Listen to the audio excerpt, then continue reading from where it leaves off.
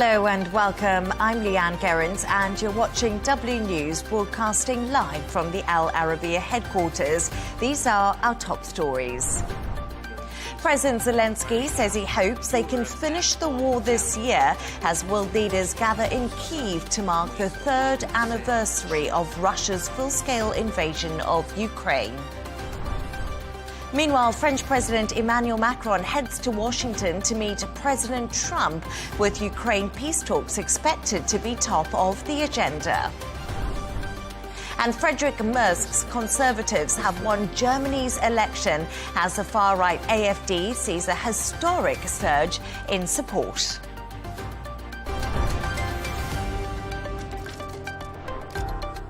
Our top story today, world leaders have gathered in Kyiv to mark the third anniversary of Russia's invasion of Ukraine, as President Zelenskyy says he hopes we can finish the war this year, warning countries with significant Russian-speaking populations they could be next in Moscow's sights. For more on this, we can now speak to our correspondent, Dasha Chernyshova, who joins me from Moscow. Dasha, thank you for joining me. There's been a huge sign of unity in Ukraine today and new sanctions from the UK. Meanwhile, Russia's foreign minister has been in Ankara meeting Turkey's president. Turkey said it will host possible talks between Russia and Ukraine. How else has Russia marked the anniversary 3 years on?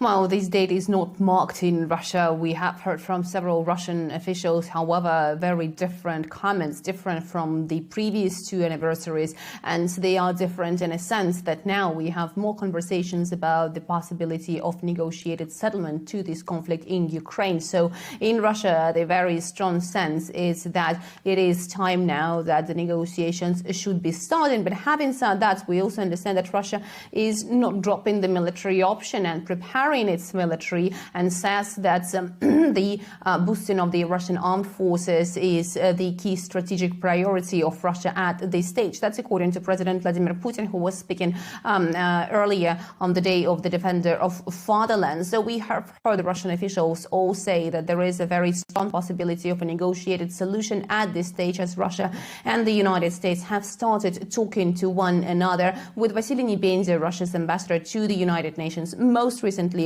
saying that the American authorities are now seeing the real face of the authorities in Ukraine, also saying that capitulation of Kyiv is the matter of time, not the possibility. So the sentiment in Russia is that time has come for a negotiated solution, but at the same time, Moscow wants to make sure that its concerns are alleviated and its demands in those negotiations are met. Yes, indeed. Time for negotiations. The UK Prime Minister also said today that Donald Trump, Dasha, has really changed the global conversation over the last few weeks, and it has created an opportunity, but insisted now we must get the fundamentals right. What terms is Putin looking for in these peace talks?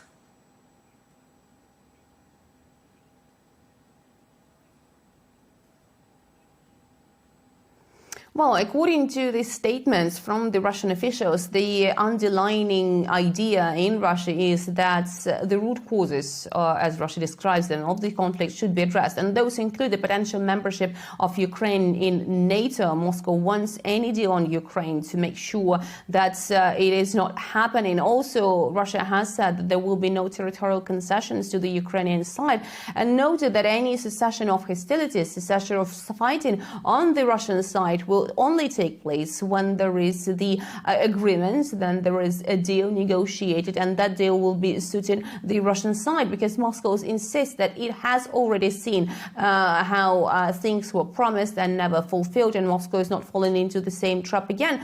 And the understanding in Moscow is that there has to be the lasting solution, no quick fixes, no cessation of hostilities or freezing of the conflict along the existing contact lines will be acceptable for Russia. Russia does not want this conflict to erupt again, in a matter of years, Russia wants the lasting peace for this conflict, and therefore Moscow once again reiterates its demands that have been outlined before. Having said that, they also insist that the arrangements negotiated in Istanbul in 2022 could serve as the basis for this negotiated settlement.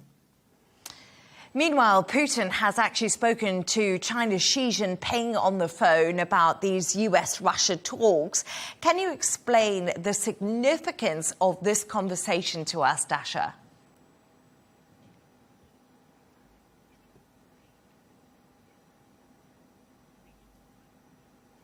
Well, what the Russian president wanted to do, according to the Kremlin, is to inform the Chinese side about the negotiations that Moscow held with Washington, and it is part of the strategic cooperation between Moscow and Beijing. So in this conversation, the sides have exchanged opinions on how those talks have proceeded and how those talks could actually proceed even further. Actually, the Chinese representative most recently said that the window of opportunity for solving this conflict through the negotiated means is now open. So certainly the clear picture is that Moscow wants to make sure that China understands what Russia is talking about to the United States at this stage, but also in this conversation they have been talking the bilateral relations as well as the reciprocal visits of the two presidents to each other's countries. An important conversation given the very fact that Russia and the United States will continue their bilateral negotiations that are intertwined with another track of talks on Ukraine.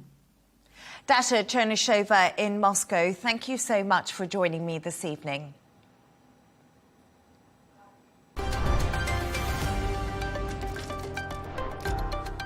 Let's take a look at some of the other stories making the headlines today.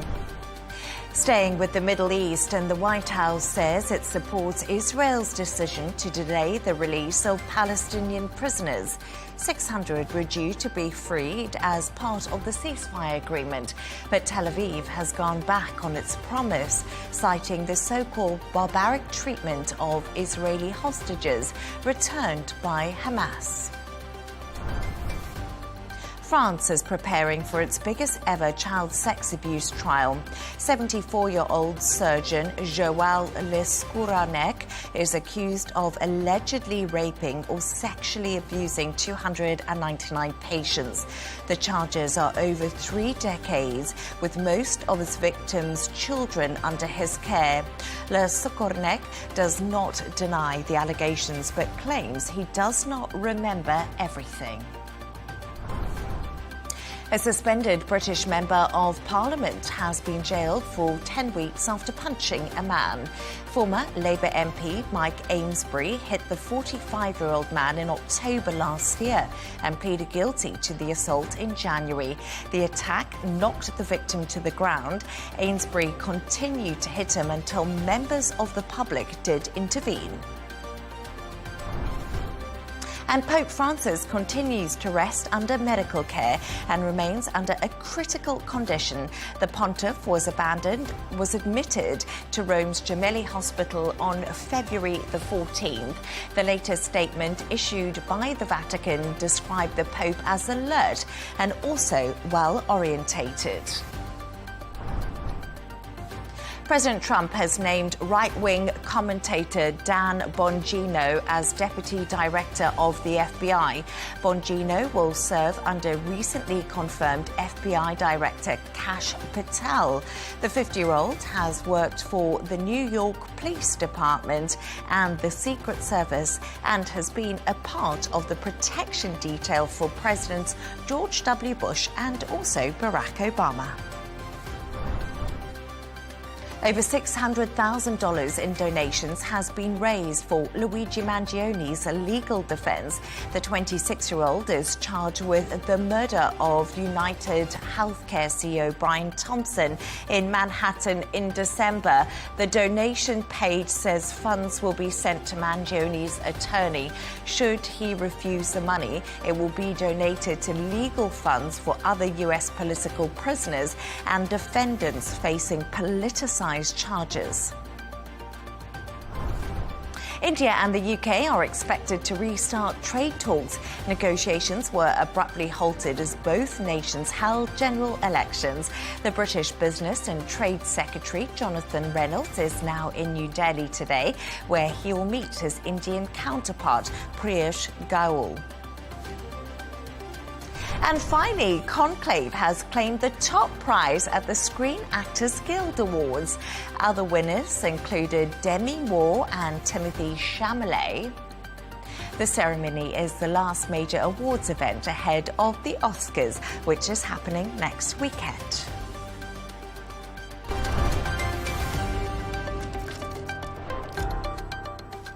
To Germany where Friedrich Merck's Christian Democratic Union and the Bavarian sister party, the Christian Social Union, have won the country's elections. Speaking earlier today, Merck, who's likely to become Germany's next chancellor, said he would work on forming a government as soon as possible. Here's what he told the crowds. But now, we're going to talk to each other, and the main thing is to create a government in Germany that is capable of acting as quickly as possible with a good parliamentary majority.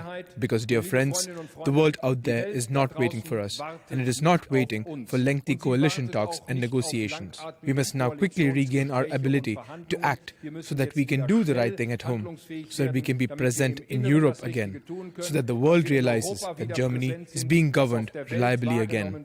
The CDU-CSU were the favourites throughout and took the largest share of the vote at 28.6%. The far-right AfD made big gains too, taking a record 20.8% chunk of the electorate. It's the best result in a federal election since it was formed back in 2013. We can now go live to Berlin to speak to our correspondent there, Trent Murray. Trent, good evening to you. Not a massive surprise result, actually. The CDU were favourites to win. How has the news gone down in Berlin? And when could we see Friedrich Merz announced as the Chancellor?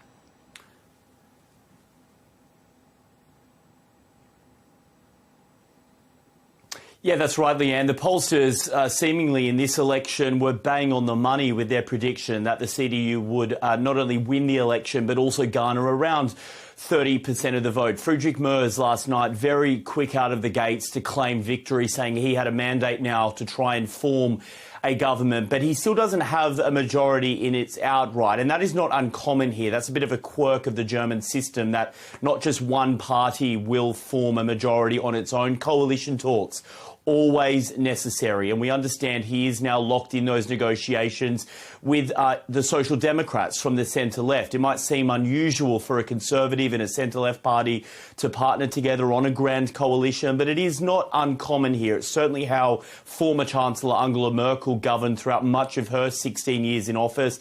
The next steps really are for the two parties to go through their respective policies and manifestos they took to the election. Compromises will have to be made, certain agendas will have to be dropped, and then of course you have the question of which politicians will become ministers and take over certain ministries. All of that happening right now. Friedrich Merz will lead those negotiations. In terms of the timing, it could take days, it could take weeks, but what he is saying is that the world cannot wait for Germany. Given some of the uncertainty right now with Ukraine and Russia and the Trump administration, it's critical that the German government gets its act together and puts a new chancellor into office as soon as possible. Yeah, absolutely, Trent. And as we did mention, they didn't win, but historic gains for the AfD. The European markets have already reacted to the results we saw in Germany. Was the economy a really big factor for voters when they came to make their decision?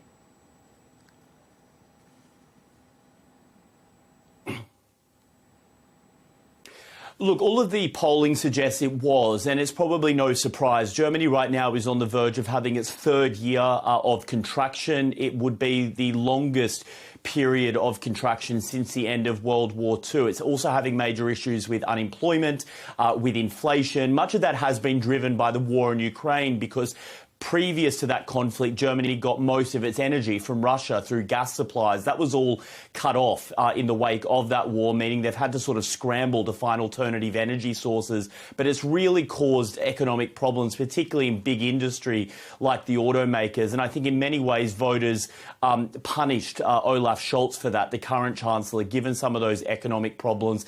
The AfD, though, also did try to make headwind on that issue alongside a number of other issues, including immigration, law and order, and they now will become the official opposition in Germany. Their leader, Alice Weidel, will become the opposition leader. They feel emboldened, they feel energised, they feel that they are going to hold this new government to account and try and play the long game ahead of the next election in 2029, where they're already saying that they believe that next time around they will be able to place number one.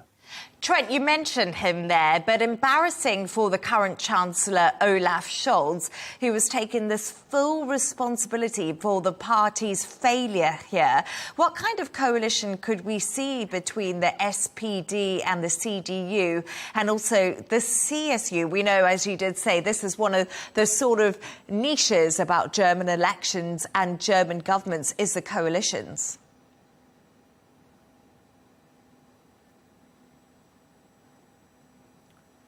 Yeah, look, it was not a good night for Olaf Scholz, and I think him and his party were bracing for that based on what the polls were telling us. I mean, he led the centre-left Social Democrats to their worst election result in post-war Germany.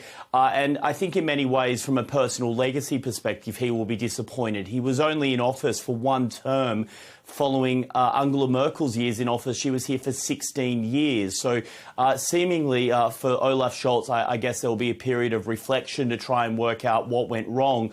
But again, it's one of the quirks of the system that despite the fact that they didn't perform very well, they are now the favourites to enter coalition. In fact, of the past 27 years, the Social Democrat Party here has been in government for 23 of them in some form of coalition, either as the major party or the minor coalition partner. So right now we understand those negotiations are happening. The only reason that Friedrich Merz is having those discussions, though, with the Social Democrats is because he has refused to work with the AfD. Even though they came second, even though they've got a much larger vote share, he believes they're too extremist, too far to the right. He doesn't want to do business with them, which is why he's reaching across the political aisle to his political opponents who are in the centre-left. And despite being a Conservative Chancellor, or he soon will be, he believes they are the best path forward to try and form a government here to lead Germany. But Trent, you know, the AfD, we are talking there, they got a big majority of the vote count. How are people actually feeling who voted for them by the fact they won't be able to join these coalition talks?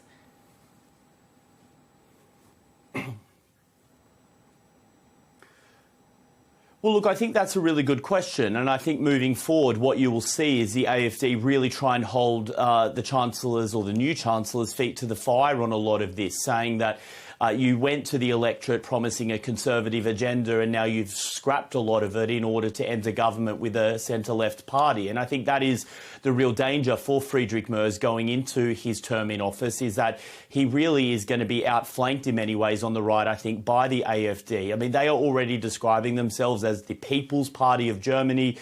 They feel emboldened. They feel that they've got the wind in their sails. And I think for the broader far-right movement in Europe, they'll be looking at this with some optimism because, of course, what happens in Germany matters to the rest of the European Union. Germany is by far the biggest member, and so some of those other countries with elections coming up, including France and other places, will feel that maybe what happened here overnight is a reflection of a broader conservative far-right wave that could be coming in other parts of the EU.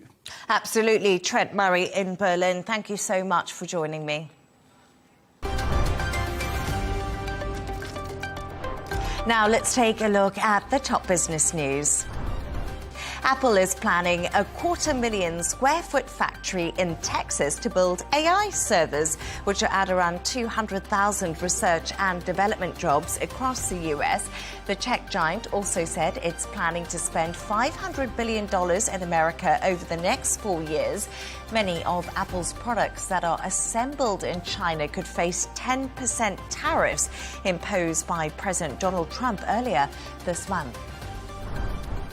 Europe's second largest car maker, Stellantis, is facing a dilemma as its chairman, John Elkann, searches for a new CEO. The company operates 14 brands, more than its major rivals, and deciding which automaker has a viable future is a significant priority for the incoming chief executive. The former CEO, Carlos Tavares, was forced out in December due to slumping sales and profit margins in the US market. Let's go to sports news now. And Liverpool have taken another step towards the Premier League title with a 2-0 win at Manchester City. That's after Mo Salah scored their first goal and set up the second as they went 11 points clear at the top. On Sunday, Arne Slot's side have 64 points from 27 matches ahead of second place Arsenal, who have a game in hand.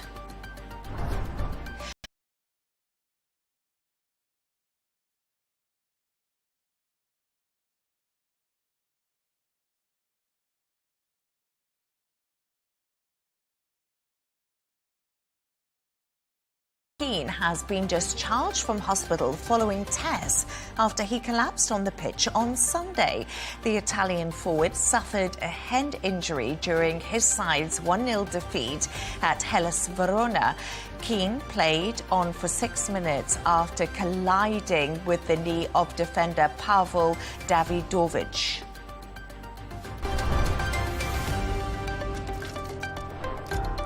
Now, French President Emmanuel Macron is in Washington today visiting Donald Trump.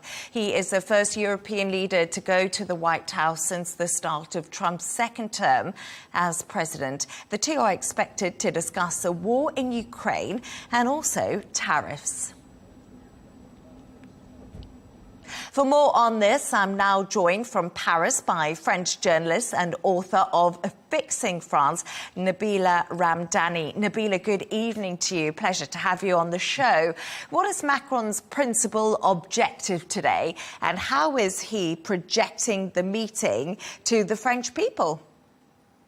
Well, Emmanuel Macron arrived at the White House a short while ago, and he held a very brief bilateral meeting with Donald Trump. And they are now due to give a joint press conference, followed by dinner and indeed a meeting with senators. But then Emmanuel Macron will be heading straight back to Paris within a few hours. And this gives the impression of an emergency meeting. And this is exactly the impression that Mr. Macron wants to project. And today is the third anniversary of Russia's ground invasion of Ukraine. And the French are extremely fearful that the Americans are now so supportive of Vladimir Putin's Russia that they will sell Ukraine out and will end the war in Russia's favor. Nabila, apologies, but the reality is that Macron right now is walking a tightrope, isn't he? He's walking a tightrope, as you mentioned, Ukraine's third anniversary, but he's also got to have constructive meetings with Donald Trump and make sure he keeps the US on side. Do you think he's the man to do this for Europe?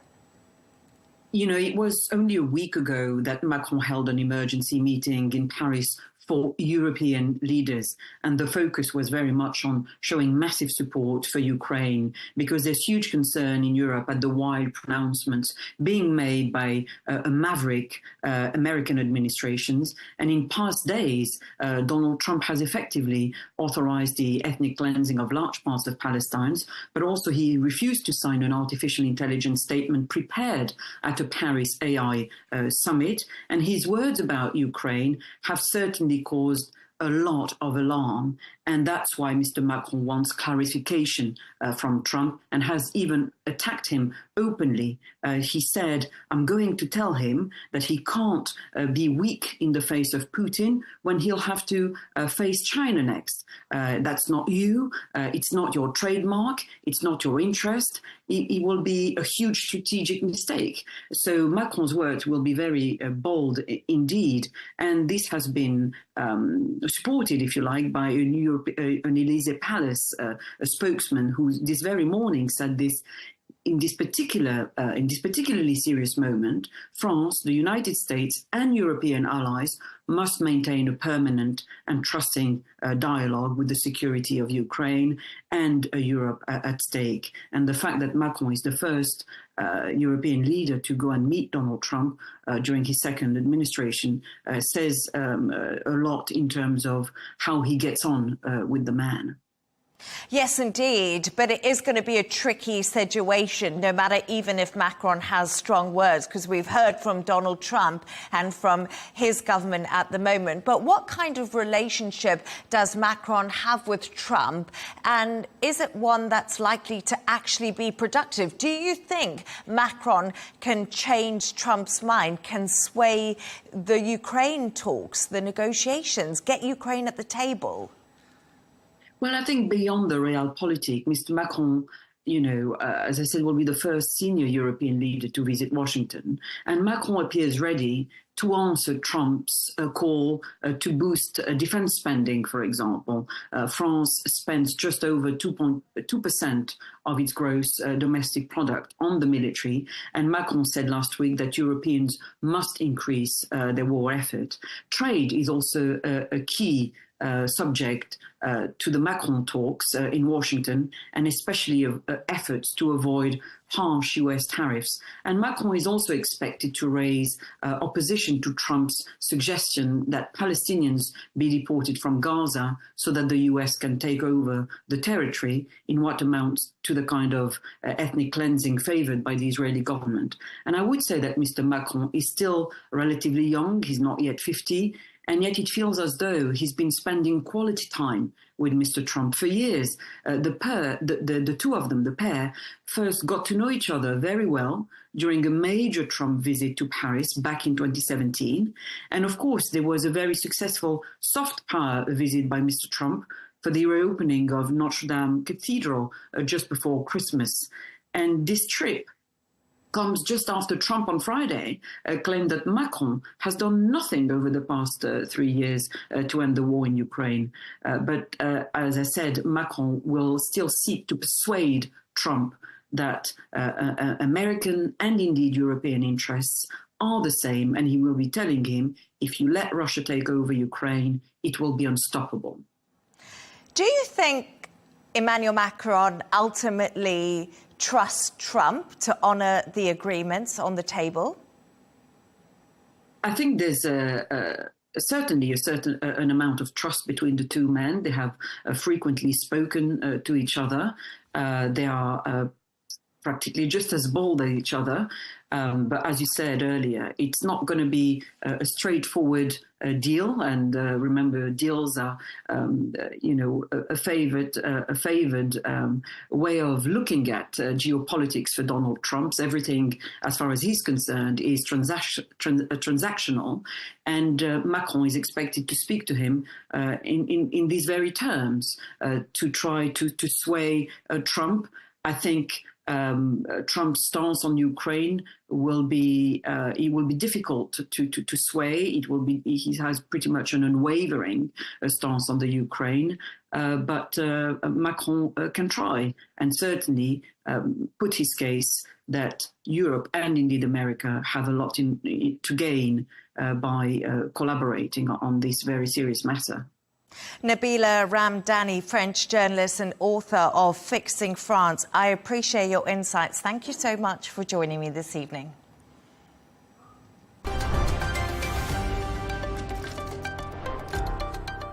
Now, more on our top story. World leaders have gathered in Kyiv to mark the third anniversary of Russia's invasion of Ukraine, as President Zelenskyy says he hopes we can finish the war this year. I'm now pleased to say I'm joined from Kyiv by Ukrainian President Olena Khomenko, who's a member of the Committee on Security, Defence and Intelligence of the Parliament of Ukraine. Good evening to you, Olena. Leaders from around the world have been gathering in Kyiv today. How crucial is their support to Ukraine right now? Hello, thank you for having me today. Indeed, many European leaders and our partners and our fellow parliamentarians are gathering here in Kiev today, and me and my colleagues were receiving a delegation from the Parliamentary Assembly of the Council of Europe. I'm the member of this assembly. All of them came to Ukraine to demonstrate their unwavering support for the people of Ukraine on the occasion of the third anniversary of Russia's full-scale invasion against Ukraine. And it is especially critical to feel their support these days while in the UN at the same time our biggest ally, which is the US, proposes their alternative version of the UN resolution, which would not call the Russian Federation the aggressor state. And this is for the first time since the Russian invasion unfolded. And by the way, we already know that we have 93 United Nations states supporting us. So this is very crucial for Ukraine, and here in Kiev we also feel very strong political support from so many partners from whom it is evident who is the true aggressor. And of course, these days their support is indispensable in terms of not only political, but military and financial support. We're deeply grateful to the European Union and the member states also to the United Kingdom and Canada for announcing additional sanctions packages and military packages. So this will definitely help Ukraine to stand strong despite different kinds of pressure the recent days and weeks. There are reports that the US and Ukraine are close to agreeing a minerals deal. With the economy in Ukraine struggling due to the war, will this actually be a lifeline for the country? Of course, I think it's a little bit early to talk about what the conditions of the deal would eventually be and whether it will be a lifeline, because what we know that the conditions are being discussed by the parties. And it is important to understand that this deal is not about Ukrainian economy only. Ukraine's main goal is to get the real security guarantees that will ensure that future peace will be stable and long-lasting, and that Russia will not repeat its aggression again and again.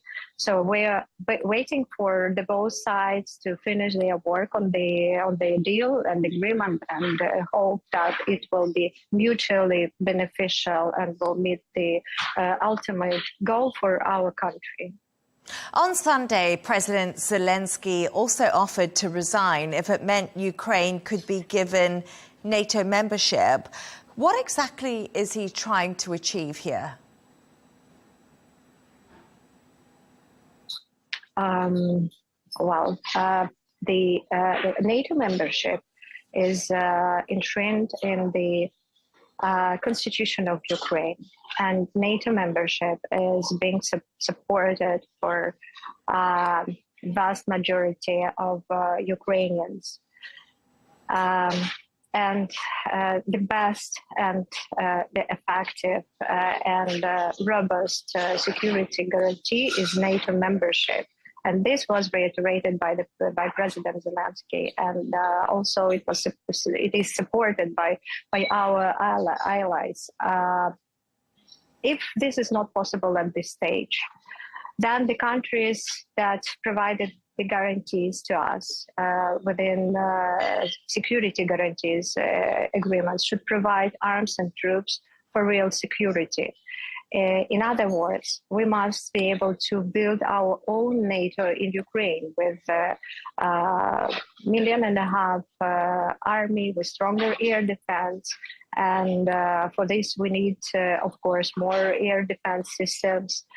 with the international contingent on the ground. And these actions will help Ukraine to deter Russia and push it back. So security guarantees are essential for Ukraine's survival. So what President Zelenskyy wanted to say, I guess, that NATO membership is very crucial for Ukraine. Unless we don't have NATO membership, we need to have security guarantees from our partners. But do you actually think that Zelenskyy will resign if this is put on the table? Well, if there was such a statement, then I trust the words of my president, and I think we should ask this question directly to the president. But he said what he meant. Trump is pushing both Ukraine and Russia for a swift end to the war. What shall we expect as the next steps for Ukraine?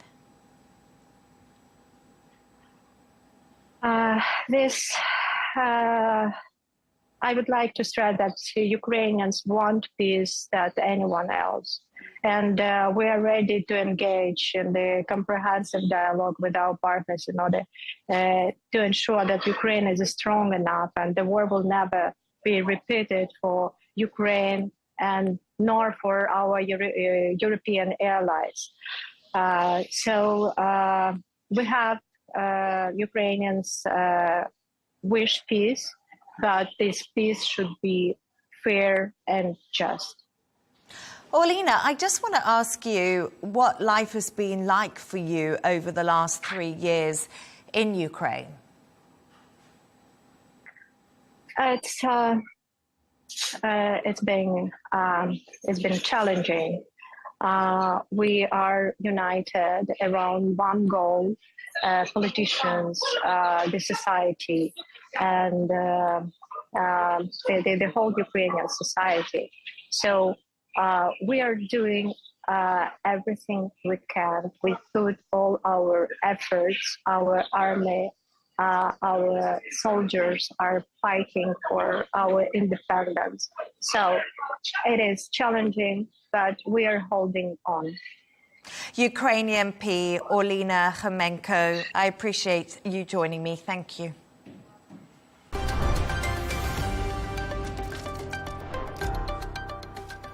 A reminder of our top stories. President Zelenskyy says he hopes they can finish the war this year as world leaders gather in Kyiv to mark the 3rd anniversary of Russia's full-scale invasion of Ukraine. Meanwhile, French President Emmanuel Macron heads to Washington to meet President Trump, with Ukraine peace talks expected to be top of the agenda. And Friedrich Merz's Conservatives have won Germany's election as the far-right AfD sees a historic surge in support. And that's all from us on W News. Thank you so much for joining us. Coming up next, special interviews with the Latvian president and the Dow Jones CEO, followed by Hadley Gamble. And don't miss Tom Burges Watson with GNT. Good night and thank you.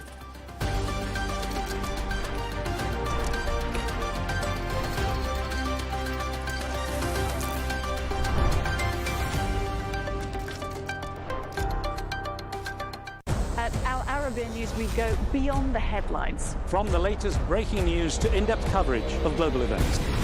We're not bought or sold. Nobody owns us. The loss of life, the destruction of property. The conflicts are such a terrible thing. Context and analysis to help you see the full picture. The world is in a very dangerous place. Join us on Arabiya News. It's very impressive. Where knowledge meets perspective.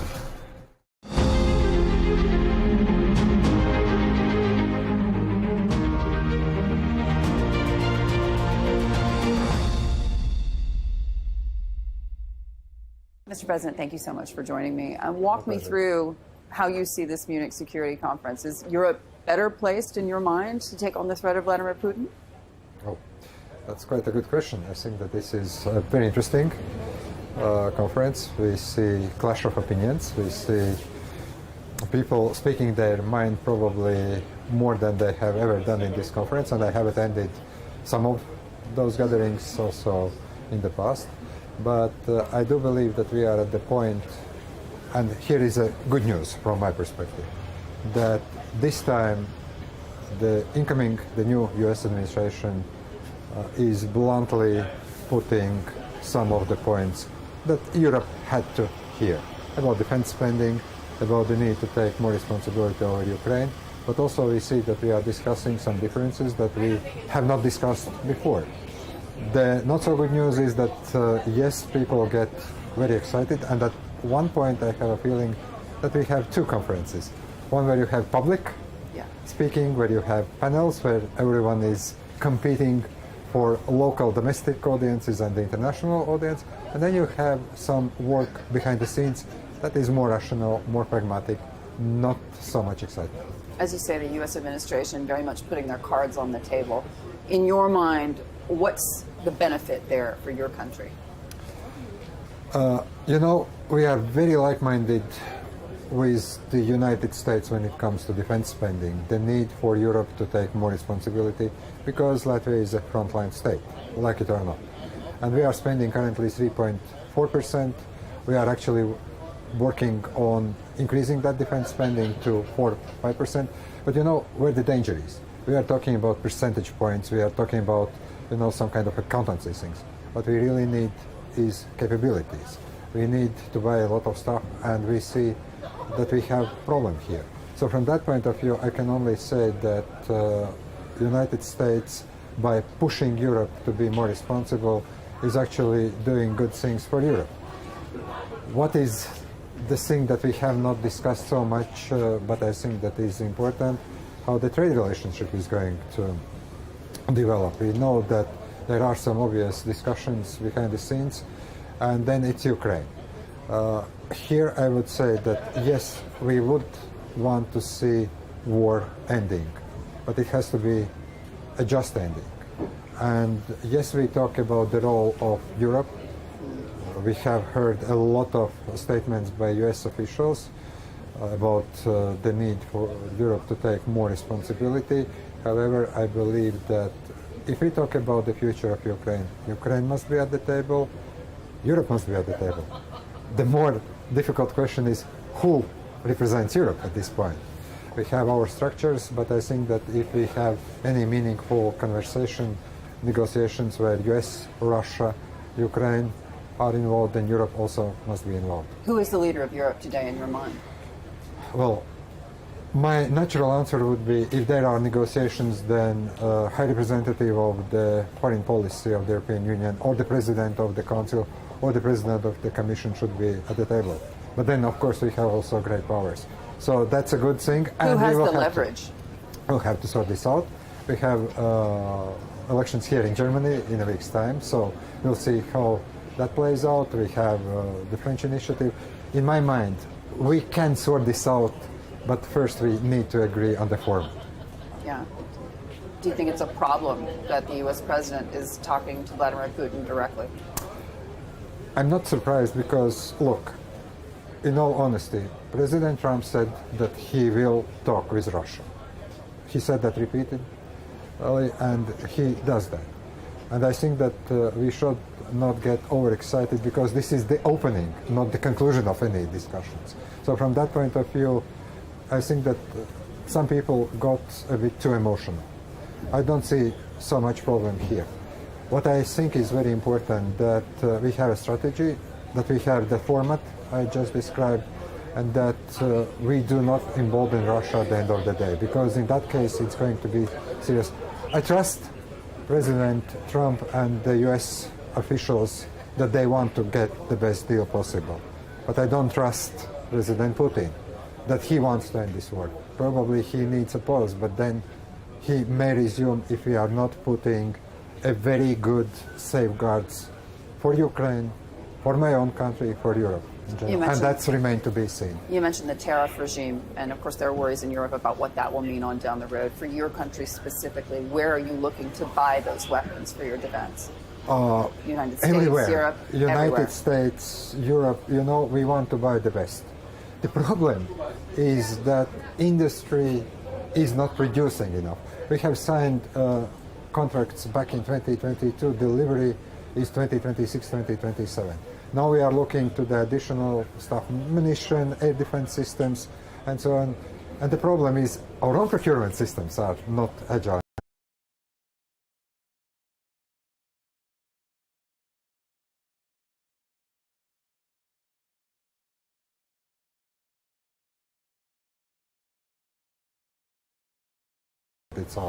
But also the industry is not ready to deliver. Here in Europe we are also talking that we should invest in the European industry, we should buy European. Fine, but European industry is not producing.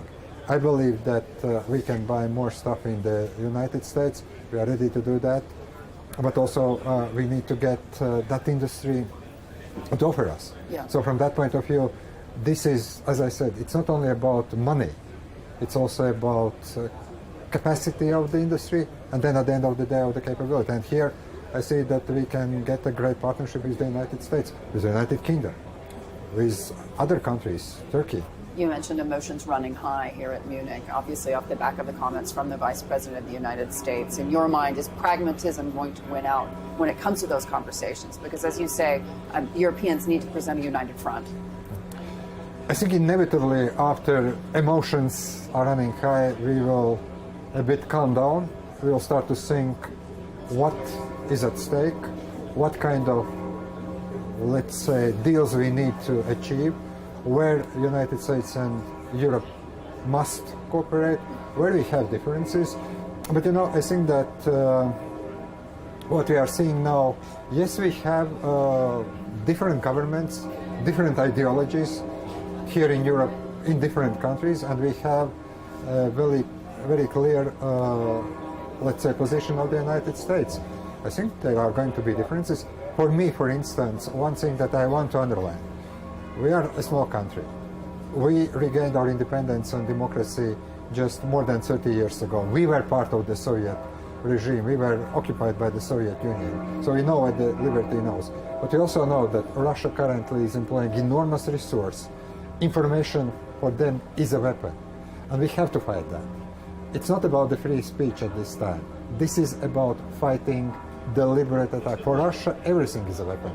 Energy, migration, information, the traditional warfare. And I think that is something that we are ready to talk with our American friends and partners to explain our point of view. But I think Vice President was right that there have been cases that are questionable from also the free speech point of view. How to find the right balance is something that, yes, everyone will have to figure out, not only here but also in the United States. The United Arab Emirates and Saudi Arabia are at the moment vying to be the place for those Russia-Ukraine talks. In your mind, is that the right place? Is the Gulf the right place to hold those conversations? If Ukraine agrees on that, if Russia agrees on that, and if Europe is at the table, I don't mind. On place where this is happening, that's the minor issue. Yeah, just getting it done is the key. Exactly.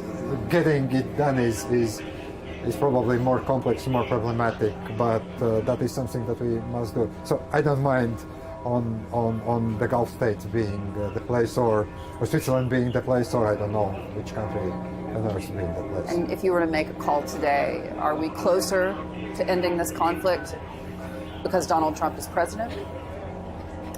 I think there is an opening. I would say there is an opening of the opening. And much depends on the United States, much depends on Ukraine. But I think that we are not talking so much how to push Russia at the table. Much depends on Russia. And ultimately, Russia started this war. Russia can end this war today, tonight, or tomorrow. So I do believe this is the opening, but I don't know how we are going to end this. Would Ukraine have been better off pushing for peace before President Trump came to office? I will not speculate on that.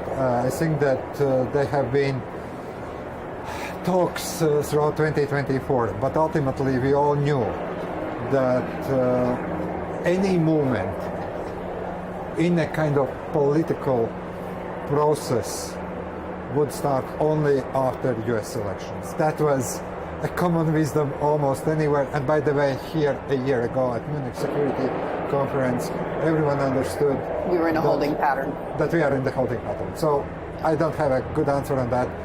Ask Ukrainians, not me. Your Excellency, thank you so much for joining me. Thank you. Thank you. Thank you so much.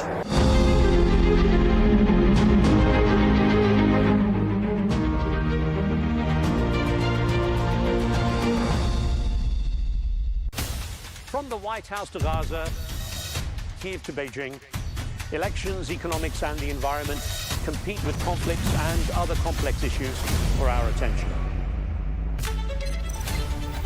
In an age of fake news, deepfake and artificial intelligence, they've got to have a vote and a say. It's important to look beyond the loudest voice to understand the truth. From newsmakers to groundbreakers, my campaign is going very well. Presidents, prime ministers, princes and peacemakers, and cultural tastemakers. As Arabs, as Middle Eastern, we're too emotional. Join me on The Riz Khan Show for empowering conversation.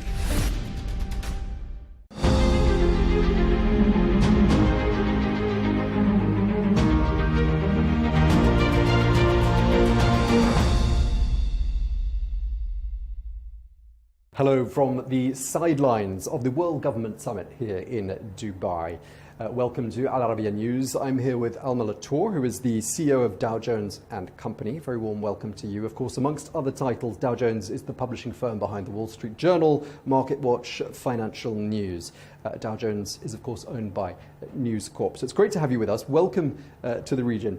The Middle East has seen some major transformations in recent years, economically speaking in particular. I'd just like to ask you what you've seen and what you feel when you come here in terms of that transformation. Well, let me start right there. There is a tremendous sense of energy, of innovation. There's a real vibe of the possible that I'm picking up wherever I go here. Over the past few days, we spent time here at the World Government Summit. There's a lot of deal making happening, a lot of future forward thinking and talking and doing, and that's unique. That vibrancy.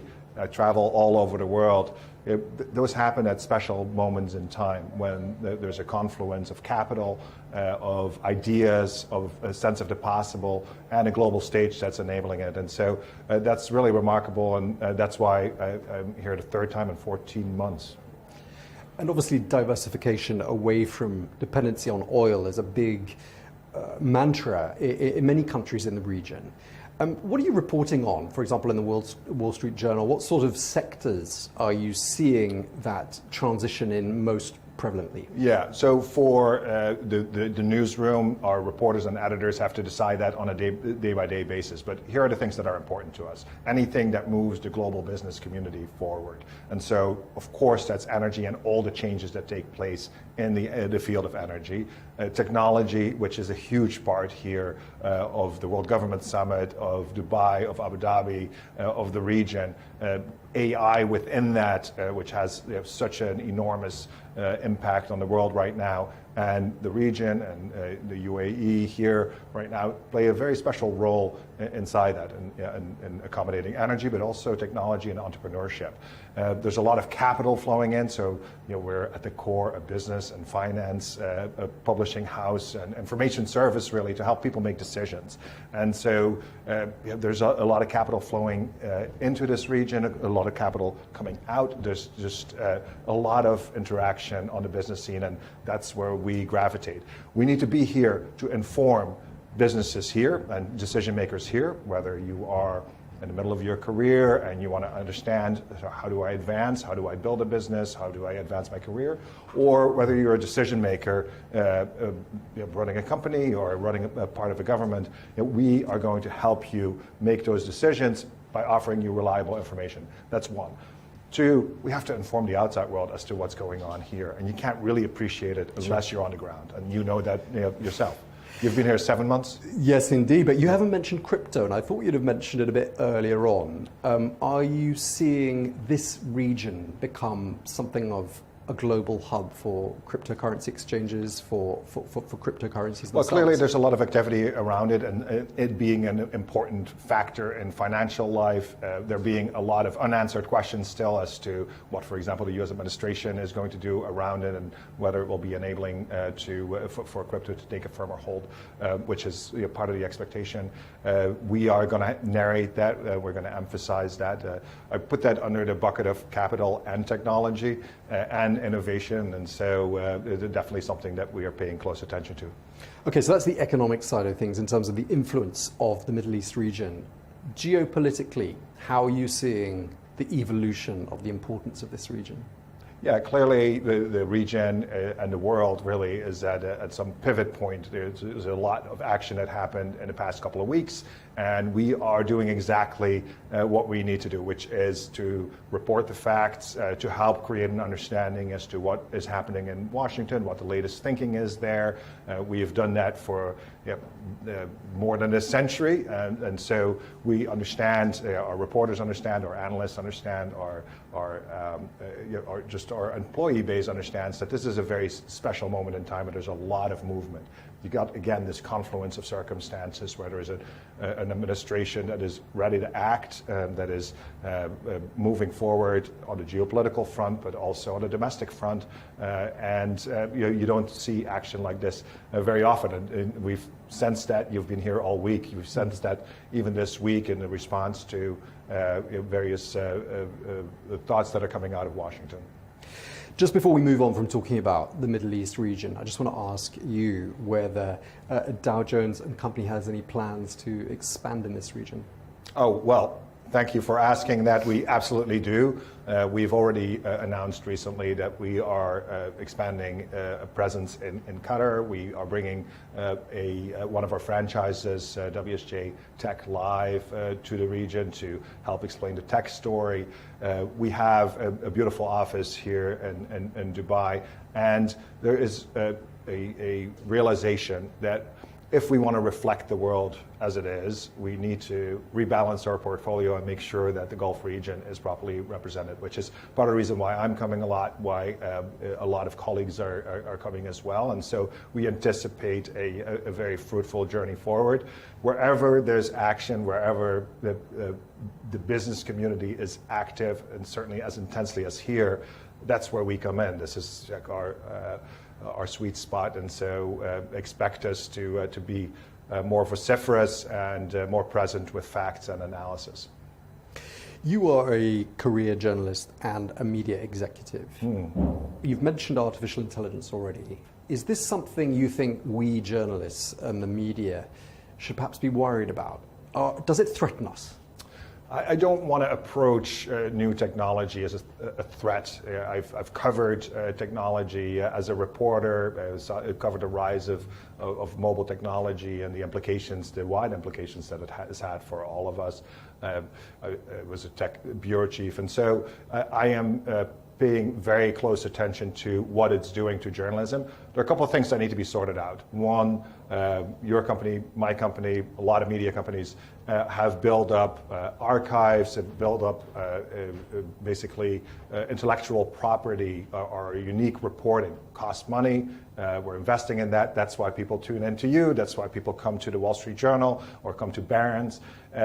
We have to make sure that that doesn't just get hoovered up by a platform for use in a learning model. And so the way we are responding to that is to say, let's make commercial deals and make sure that the value of that is addressed. If the value of that is not addressed and still we believe that our content is not being used in an appropriate way, then we will take action in court, as we already have done. That's one part, and I would say that is just a precondition, but it's not the only part. There's efficiency and then new products, and that's where the excitement is. Yeah, but I mean, you say you've covered other technological advances over the years, but this one is so different in the sense that it can actually do our jobs for us as journalists. Therefore, a lot of people will be thinking AI is a major threat to journalists and therefore to journalism. Well, I think it will create a lot of space and a lot of efficiency. For example, I had to give a talk the other day in a different language, and normally, like if you have to translate that, or if you're fluent in language, it takes a while to translate that. To do it like that is actually very enabling. It created a lot more time, so I could make sure that whatever I was communicating, it was even more precise, more sophisticated, and it created bandwidth. Now, it's similar for working in a newsroom, whether you're translating or whether you're working on a story. You can take some monotonous jobs, make them shorter, make them faster, so you can focus on the value add. So that's what I think will work like for journalists on the ground, but that's also how it works for the value chain. Namely, if we can focus on creating premium products that have very, very deep proprietary data, unique reporting. This is not going to go away, the ability to connect human to human and extract something of real value. If you can focus on that, do more of that, and then resurface it with AI in new ways, then I believe that there's a lot of value. We've already launched several new products that are generative AI driven. Those are driving profitable business for us. We expect that to continue. Earlier this week, of course, there was the AI summit in Paris. The UK and the United States decided not to sign this international agreement on AI at that summit. Vice President of the United States, J.D. Vance, was there, said too much regulation would stifle growth in this brand new sector. Is he right? Well, it's not my job to review the Vice President of the United States. I'll leave that to our opinion pages. I'll leave it to our reporters to assess what the Vice President has said there. As a business leader, I want to make sure that we have enough bandwidth to do the things that are accretive, that are going to help our customers, but I also want to make sure that what we have built so painstakingly over the years is protected. And so those are the two angles that I would look at, but let the politicians figure things out. So just to sum up our discussion about AI, is the Wall Street Journal, are the Dow Jones Company publications embracing it, would you say, or feeling somewhat intimidated by it? No, we are embracing it. People are experimenting with it, but we're also building and we're investing in it. And there's really no way to sidestep this. You cannot allow an organization to be built for the past. You got to build it for the future, and everybody's got to lean into that. That's true for us. It's true for our newsroom. It's true for our data scientists. It's true for our B2B products. And so across the board, we are very heavily leaning into it. You joined the Wall Street Journal in 1995.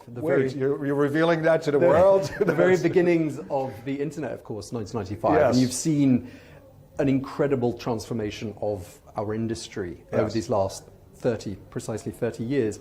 Are you concerned at the moment about press freedoms? And with regard to press freedoms, I'm particularly interested to see how you feel about how things are shaping up in the United States.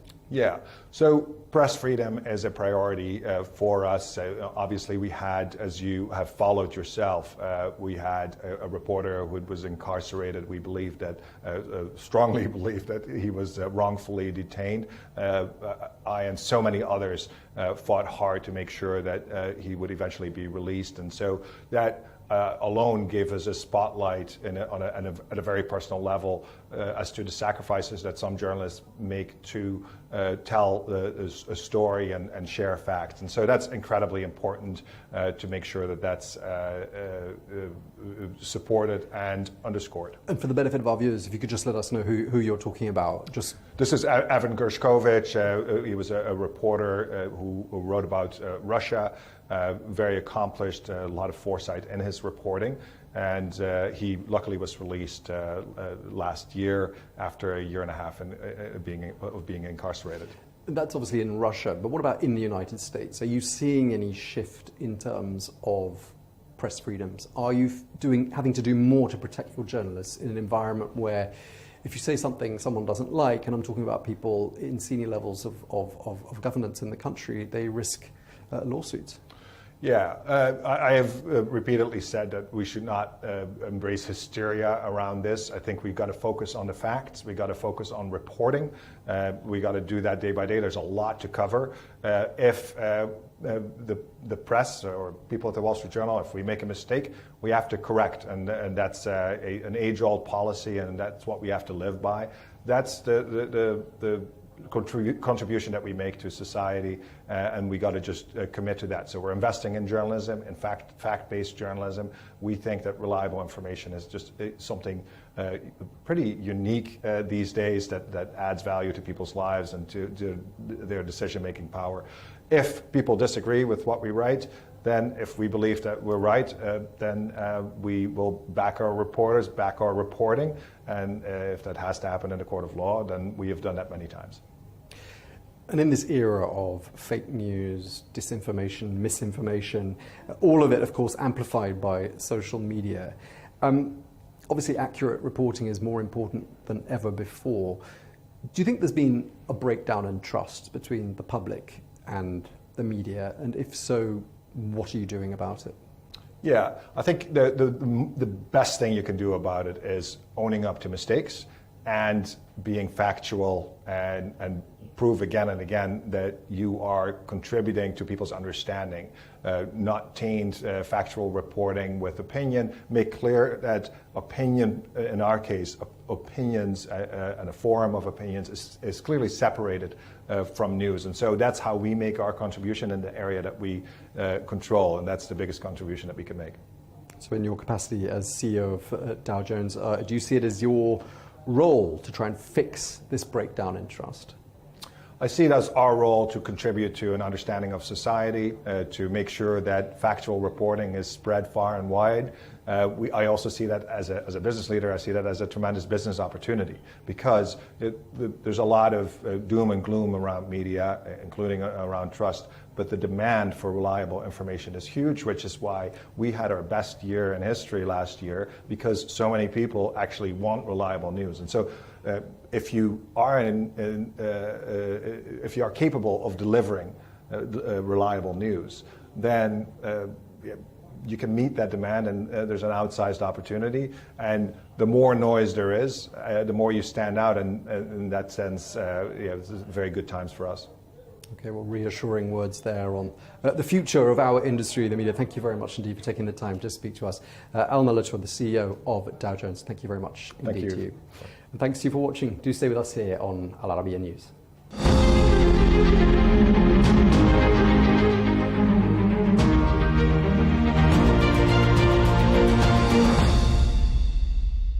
At Arabiya News, we go beyond the headlines. From the latest breaking news to in-depth coverage of global events. We're not bought or sold. Nobody owns us. The loss of life, the destruction of property. The conflicts are such a terrible thing. Context and analysis to help you see the full picture. The world is in a very dangerous place. Join us on Arabiya News, It's very impressive. where knowledge meets perspective.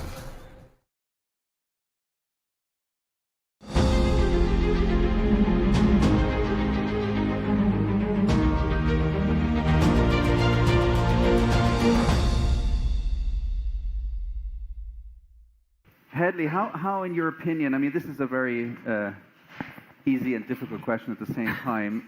Does the return of Donald Trump affect the geopolitical landscape right now? Is Europe becoming increasingly irrelevant in the Trump 2 era?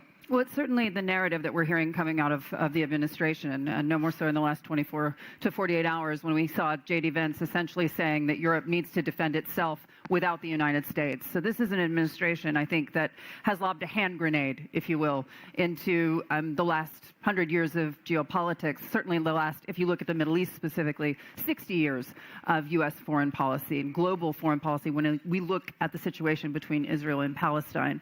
And I think, at least from the perspective of someone who's covered energy markets for 15 years, the Middle East for 20 years, and U.S. politics, this is a total upending of the global order.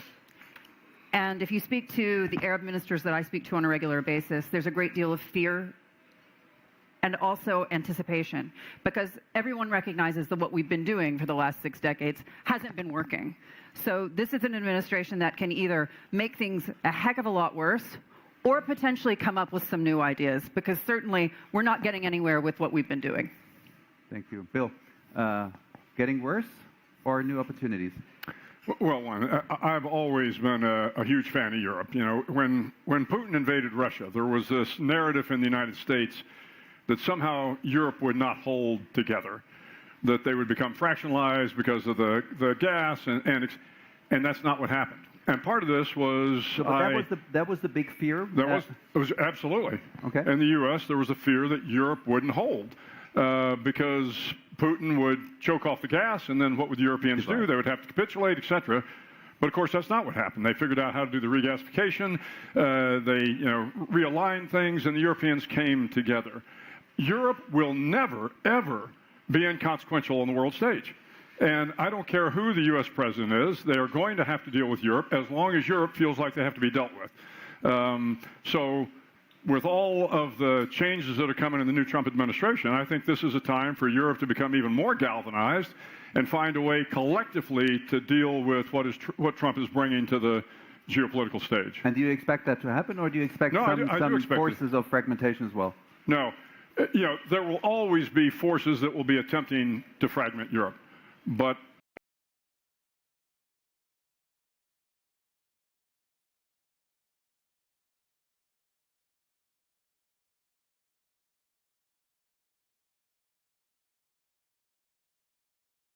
I think they will come together and find a way to push back on things that need to be pushed back on, and to find ways to move forward on ideas that are worthwhile.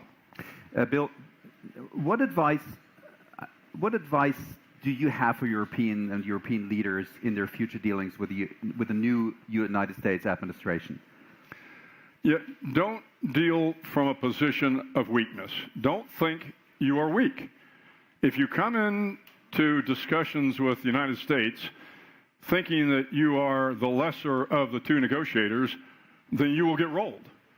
But you, again, you see that happening already? No, I don't know. I mean, I'm not going to judge where Europe is now. I will just tell you my sense of things is, President Trump admires strong leadership, and if the Europeans come in a consolidated form and collectively stand up, again, to the things that need to be pushed back on, I think President Trump will admire that in a Trumpian sort of way.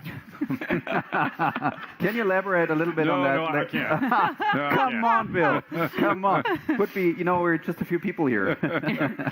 Hedley, what mistakes during the first Trump presidency should European leaders, in your opinion, not repeat? Well, I think one of the things that I saw in covering the last several years has been a tendency on the part of European leaders to be these Cassandras wailing in the winds. And to your point, when President Trump sat in a room and said that NATO spending needs to be increased, and by the way, why in the world are you taking energy from Vladimir Putin? You're putting yourselves at risk. I was literally the first person to get a German, and it was Ursula von der Leyen, then Defense Minister of Germany. I was the first person to get comment on that statement coming out of that room, and essentially everybody looked shell-shocked. But guess what? A, he was right, and B, to your point, Europe got on the ball and increased their NATO spending. And everyone agrees, whether they support Donald Trump or not, that they need to continue increasing that spending. So I would say, the irrelevance of Europe, whatever the Trump administration says, is perhaps a little overblown at this point, because we have seen them, when forced, get their act together. So in that sense, to your point, I mean, there's still hope, there's still room. Perhaps with new leadership. Thank you very much. So are we increasingly moving, Hedley, towards a kind of a deal-based world order? And if that's the case, is Europe fit to face this new world order? I would say that that's in Europe's hands at this point, because we are in fact moving to that type of world order. And it's something, in covering the Middle East, for example, I've seen for many, many years now. The original rapprochement between Russia and Saudi Arabia, for example, given their history, no one on earth would have ever imagined that they would be as close as they are today. But they looked at the economics and they said, we have got to be friends. And at least if we're not friends, we can be frenemies. And that's what they've done on a number of issues. And whether they agreed or disagreed on what was happening in Syria or elsewhere, they've found common ground where they can. And this is the advice I would give to those in Europe. yes, stand up for your principles, remain the center of Western democracy, if you will, even if the U.S. at times feels as if they're moving away from that. But you got to work with the people that you're given. And don't shy away from making deals where you can, because it's working for Donald Trump. Right. And we've got 4 years to watch how this plays out. Who of the European leaders, Bill, is best equipped for having discussions with a probably far more aggressive U.S. administration than we used to be? Yeah, but before I hit that one, let me go back to that previous question, because I think it's important. Donald Trump is transactional. Everything is transactional. But Hadley's point, if you fall off your principles, if you forget why you're here, that you are the soul of democracy and representative government and the rule of law and all the things that are important to the Western world and, frankly, to the world at large, if you forget those principles, then you will live in nothing but a transactional world, and that's not good for anybody. You mentioned that I just got through teaching my class. What is it about, actually? So my class is on national security decision-making. Oh. So I have 25 students. Yep. So I put them in the White House Situation Room, and they role play. The President, Secretary of Defense, Secretary of State, Treasury, the Director of National Intelligence, the White House Communications. Your role? Well, I help coach them. But what I teach them is how you make decisions on the National Security Council are the same way you make decisions on the City Council and the Student Council. You have to understand the levers of power. And the levers of power are Secretary of State, soft power, relationships, Secretary of Defense, hard power, Treasury, financial power, the Attorney General, legal power, communications, you got to be able to communicate, right? If you don't understand how to apply all of those, then you're not going to be able to get through a crisis. But the first thing I tell them is if you're sitting at the head of that table, whether you are the president, the CEO, whatever your position is, the first question you have to ask yourself is, who are we? Who are we as a nation, or who am I as a person? If you don't know who you are as a nation, if you don't understand what the principles are, and if you don't abide by those principles, then every decision you make after that will take you further and further away from those principles and probably put you in a very bad place. If you know that you are a country that believes in representative government, that believes in human rights, that believes in the rule of law, that believes in democracy, if you believe in those things, then you're going to make decisions that are principled, that are moral, legal, and ethical. If you do not pass the litmus test of moral, legal, and ethical on every decision you make, sooner or later it is not going to end well. Who wants to be part of that class? Isn't that amazing? It's a fun class. Great kids. Thank you very much. There's this old saying by Henry Kissinger, if you want to call Europe, who do you call? Yeah. Who would you call these days? Same question then to you, Hadley. Who's the one you call? Yeah. If you want to call him. No, you first. Yeah, I don't know. I would call the EU. Who is? Well, again, I don't think you can go to one leader and expect them to speak collectively until they sit in a room and they understand the implications to all of Europe. Because if you call Germany, if you call France, if you pick someplace, you're going to get a little bit of a different response than if you ask the Europeans to act as Europeans. Okay. And so I wouldn't even venture a guess on who you call.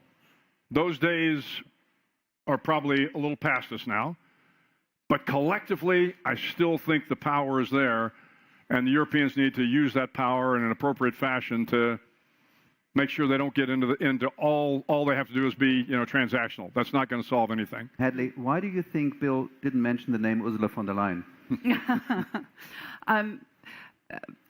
My personal opinion on Ms. von der Leyen, I think she's a wonderful lady, and I think she has a job that can please no one at any time. So I think that it's a very tough job to be running, and I commend her for continuing to do it. My thought process on this, if you pursue the economics, or if you pursue the policies of economic suicide, as in my opinion Europe has over the last several years, whether it regards to energy or to growth over regulation, it gives you a lot less power when you're sitting in the room.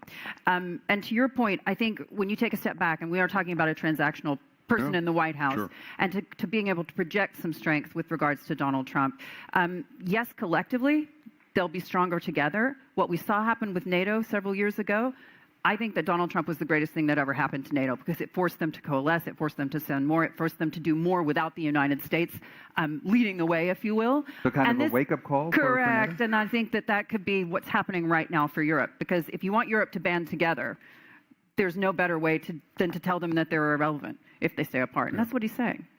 There's a sentence by Jean Monnet, I think in the 50s said, or 60s, the integration of Europe is kind of reflects the crises of Europe.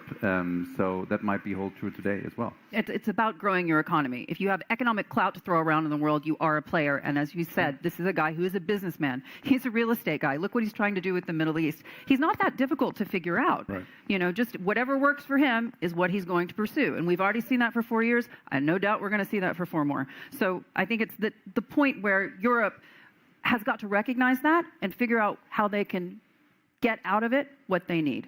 From your many talks with those political heavyweights, Hedley, do you think that this message has already arrived, so to speak, in the hearts and minds of European leaders?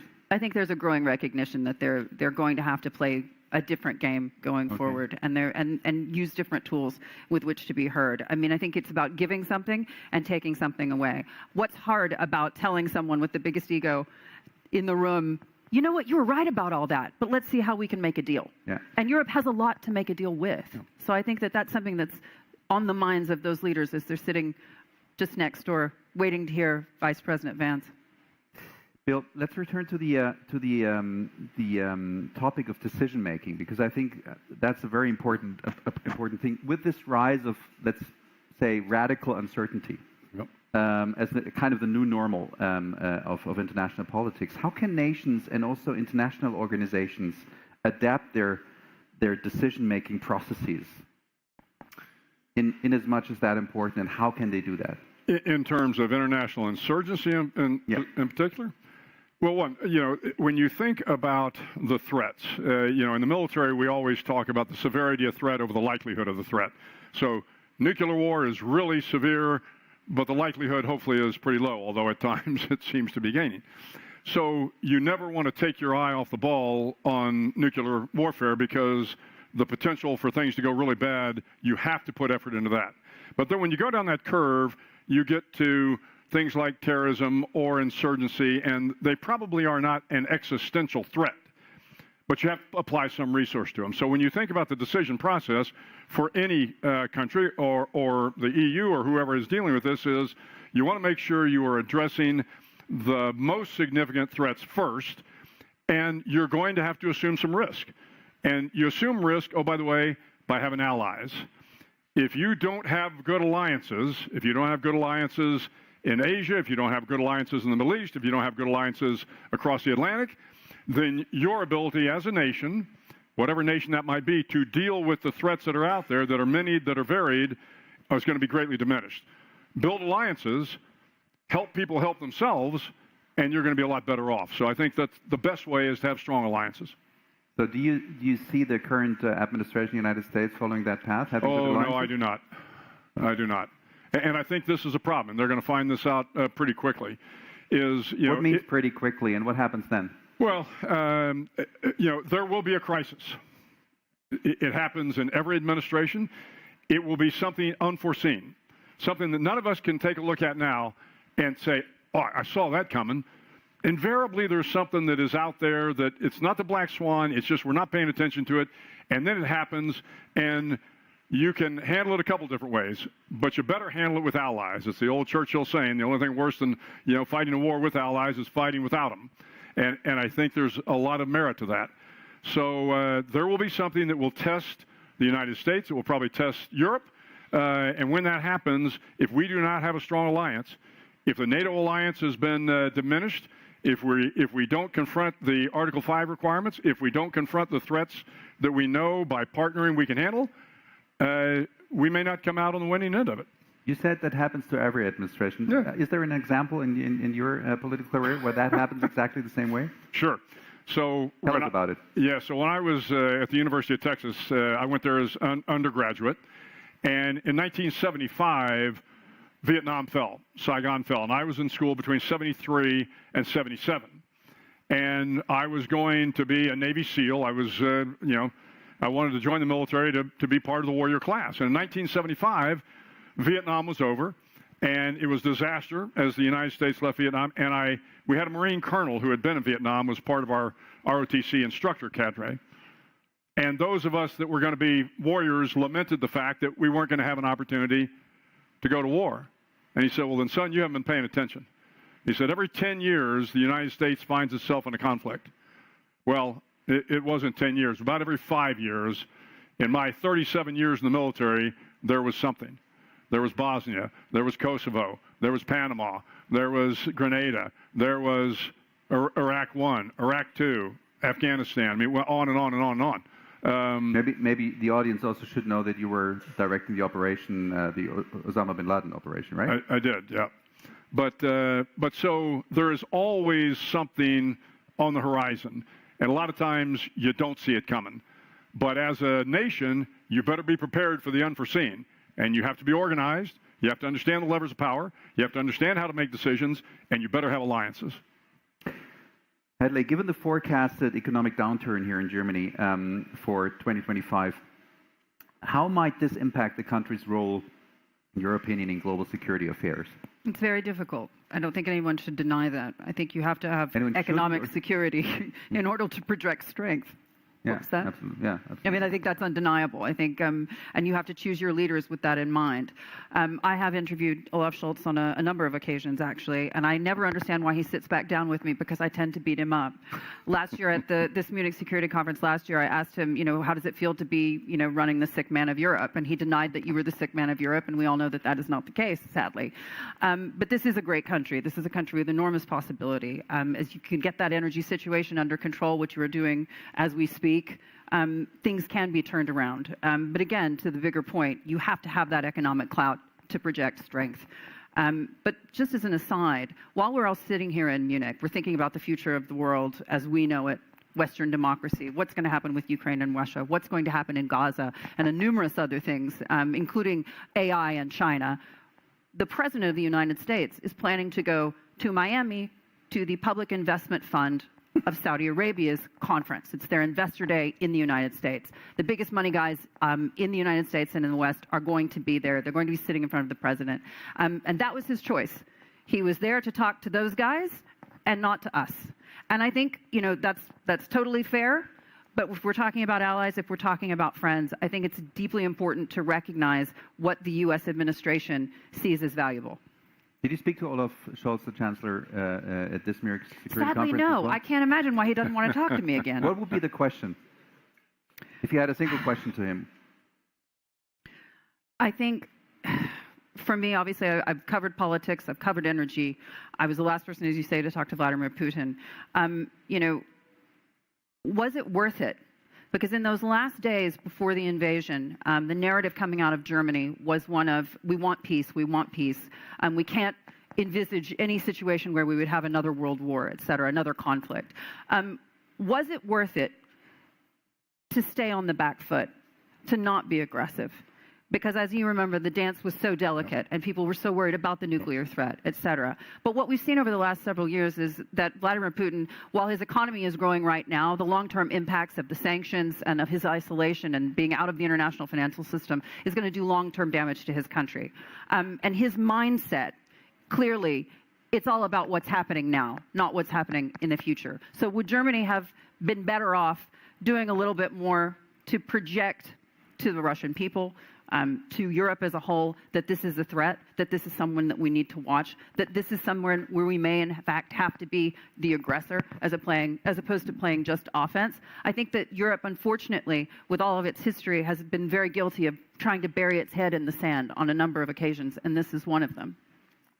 Bill, you nodded. You would have asked the same question or a different one? Well, yeah, but I would take a little bit of a different cut on it. I mean, it is easy to kind of look back in hindsight and say what we should have done. But to Hadley's point, there was the fear of the nuclear. I mean, the nuclear threat was out there, and we didn't know whether Putin was a rational actor. I will tell you, before the invasion, I did not think he would invade. And I didn't think he would invade because I had a couple of reasons. I said, one, there will be withering economic sanctions. He will become a pariah in the international world. The Ukrainians will fight. And, oh, by the way, NATO will come together. Biden will be stronger. Well, all those were true, but he invaded anyway, right? He didn't care. He didn't care, right? He absolutely didn't care. And so, I think it was, I give, again, the Europeans a little bit of a pass early on because of, one, the intelligence also said, look, this war is going to be over in 3 weeks. Russians are going to come in, they'll be in Kyiv, and it'll be over before we really have an opportunity to do something. Of course, that didn't happen. And it did take a while for the Europeans and the United States, really, to kind of get their feet up under them and to begin to support Zelenskyy and the Ukrainians the way they needed to. The BMW Foundation guys will beat me up if I don't ask a single question on the topic of energy. So let's use the last 3 minutes on the energy topic. Although I could listen to you guys for ages about what you're saying because it's just awesome. What role will the issues of energy prices and energy infrastructure, especially, and also what we have seen here in Ukraine, play in a future security architecture worldwide and especially here in Europe? What's your take on that? It's enormously important, especially with the rise of artificial intelligence. We know this is going to cost a great deal of money and it's going to move very, very quickly. One of the questions I think that everyone in this room and across Germany is going to have to start answering is whether or not, you're going to have to weigh whether or not it's worth bringing nuclear online once again, for example, simply because of the enormity of the cost and weighing those environmental concerns as well. But I would take a step back and also think about places where you can win. For example, as much as energy is important in the coming race of artificial intelligence, for example, you've got to also remember there's a sweet spot, and I'm talking about semiconductors. If you can find ways in which you can benefit from the opportunities that the next 10 years are going to bring, and even in the short term, like the United Arab Emirates is doing, Arab Emirates, like Saudi Arabia is doing, they've decided, okay, we can do a sweet spot where we can be a hub, for example, for semiconductors. There are ways to make this work to your advantage, but it does require a great deal of movement on the part of the government and also on the part of politicians being honest with citizens about the trade-offs. Yes, we want a green planet, but unfortunately, we also want to be able to power our phones. So, honest conversations with people about what that actually takes is something that everybody, I think, across Europe is guilty of not having had with their citizens, and I think they need to do that now. Bill? Yeah, and I would just, I agree with everything Hannah said, but I would also say we have to be realistic about when peak oil is going to be. The fact of the matter is we're going to need fossil fuels for a very, very long time. As much as we would like the energy transition to move quicker, it isn't. Now, again, I'm a big nuclear guy because having spent my time in the United States Navy, we have 18-year-old kids running nuclear power plants and doing a fine job of it, right?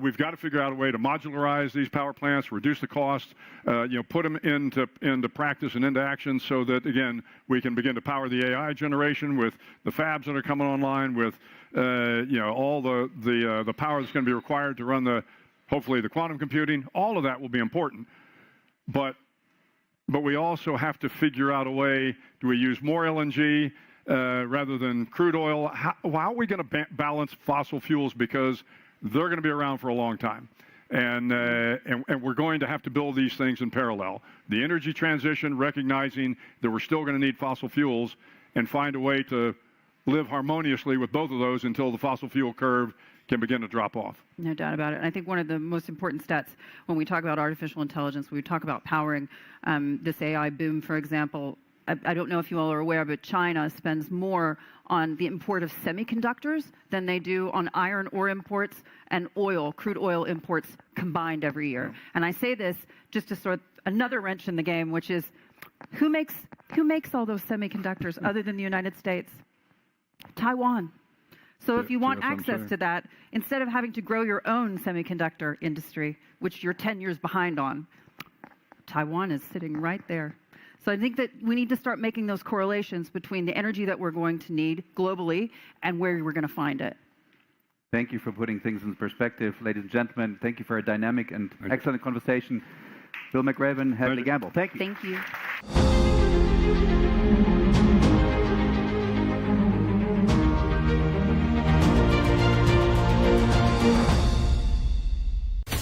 From the White House to Gaza, Kyiv to Beijing, elections, economics, and the environment. compete with conflicts and other complex issues for our attention.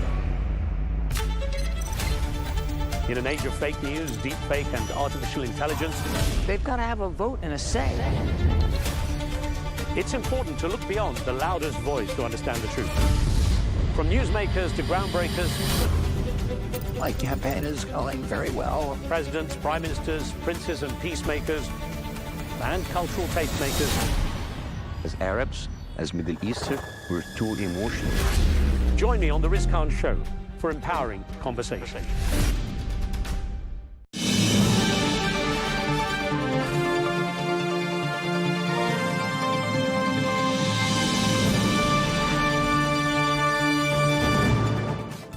Hello and welcome to Global News Today, bringing you exclusive interviews with leading experts every weekday here on Al Arabiya News. I'm Tom Burges Watson. Coming up on today's programme, President Trump's lineup continues to take shape with the former US Secret Service agent Dan Bongino chosen as the Deputy Director of the FBI.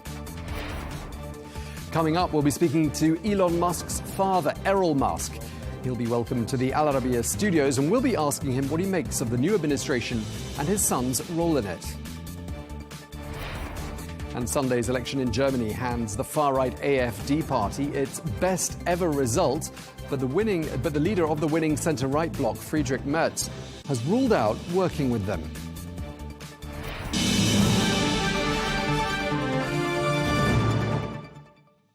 Hello and welcome to the programme. We begin tonight with the latest as the administration of the US President Donald Trump continues to take shape. Well, he has appointed Dan Bongino, podcaster and commentator, as the new Deputy Director of the FBI. Well, President Trump made the announcement on Sunday night via his Truth Social platform, praising Bongino as a man of incredible love and passion for his country.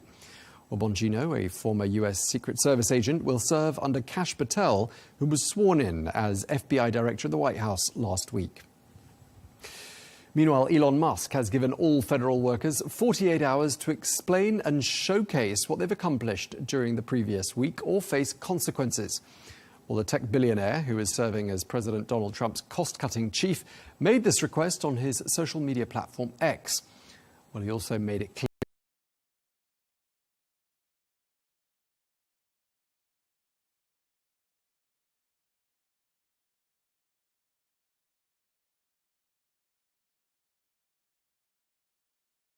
instruction would be treated as a resignation, with the deadline set for Monday at 11:59 p.m. US time. While some agencies have instructed their employees to ignore Musk's message. Well, this move seems to be an example of Musk's chainsaw approach, a term that's been borrowed from Javier Milei, the president of Argentina. Well, experts say the chainsaw refers to plans to drastically cut government spending. That's an approach Musk is now embracing.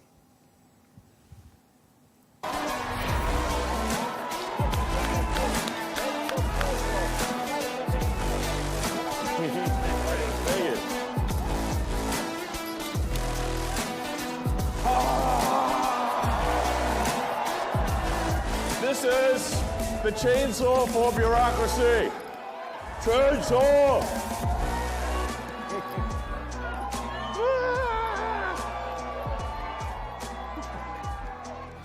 Now, it's been 1 month since President Donald Trump returned to the White House. Well, he returns with a brand new lineup, but there's one face that's already familiar to people right across the globe. Elon Musk, the SpaceX and Tesla boss, who's been tasked with setting up and overseeing an entity known as the Department of Government Efficiency, or DOGE, which is expected to overhaul the government and root out what the White House deems wasteful expenditure. So how is he getting on, and what more do we know about Elon Musk? Well, who better to ask than his father, Errol Musk, who joins us here in the studio today. Mr. Musk, very nice to have you with us here at the Al Arabiya studios. What brings you to the region? What brings us to the UAE is I'm here because a while back I suggested the establishment of a science institute in this area, somewhere in the Middle East. Dubai seemed a good option, Abu Dhabi, Riyadh, you know, where we would have a science institute devoted to two subjects, and which would collect together the kind of minds that are capable of working on that. That's not conventional minds. We're looking for those kind of goofy guys like Einstein and Faraday and so on who are out there to come and work, get well paid, and study gravity, space-time travel, and fusion. If we don't do that, then the popular vision of the future that we all hold when we see the films, the movies and so on, of vehicles moving in space and going up into space and moving around the cities, it's not going to happen. So this is all part of the Musk Institute. Does it come under that umbrella? Yes. It started being called an institute, and then someone in December said it should be called the Musk Institute. I didn't say that, and I said, well, all right, well, you can call it the Musk Institute.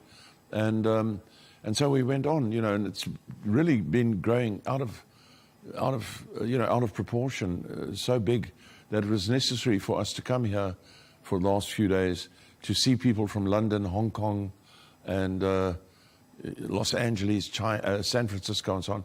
We were all able to meet here as sort of a central point, to take it further, to make further discussions. Sure, and obviously science and space travel and all these things seem to run in the family. Yes.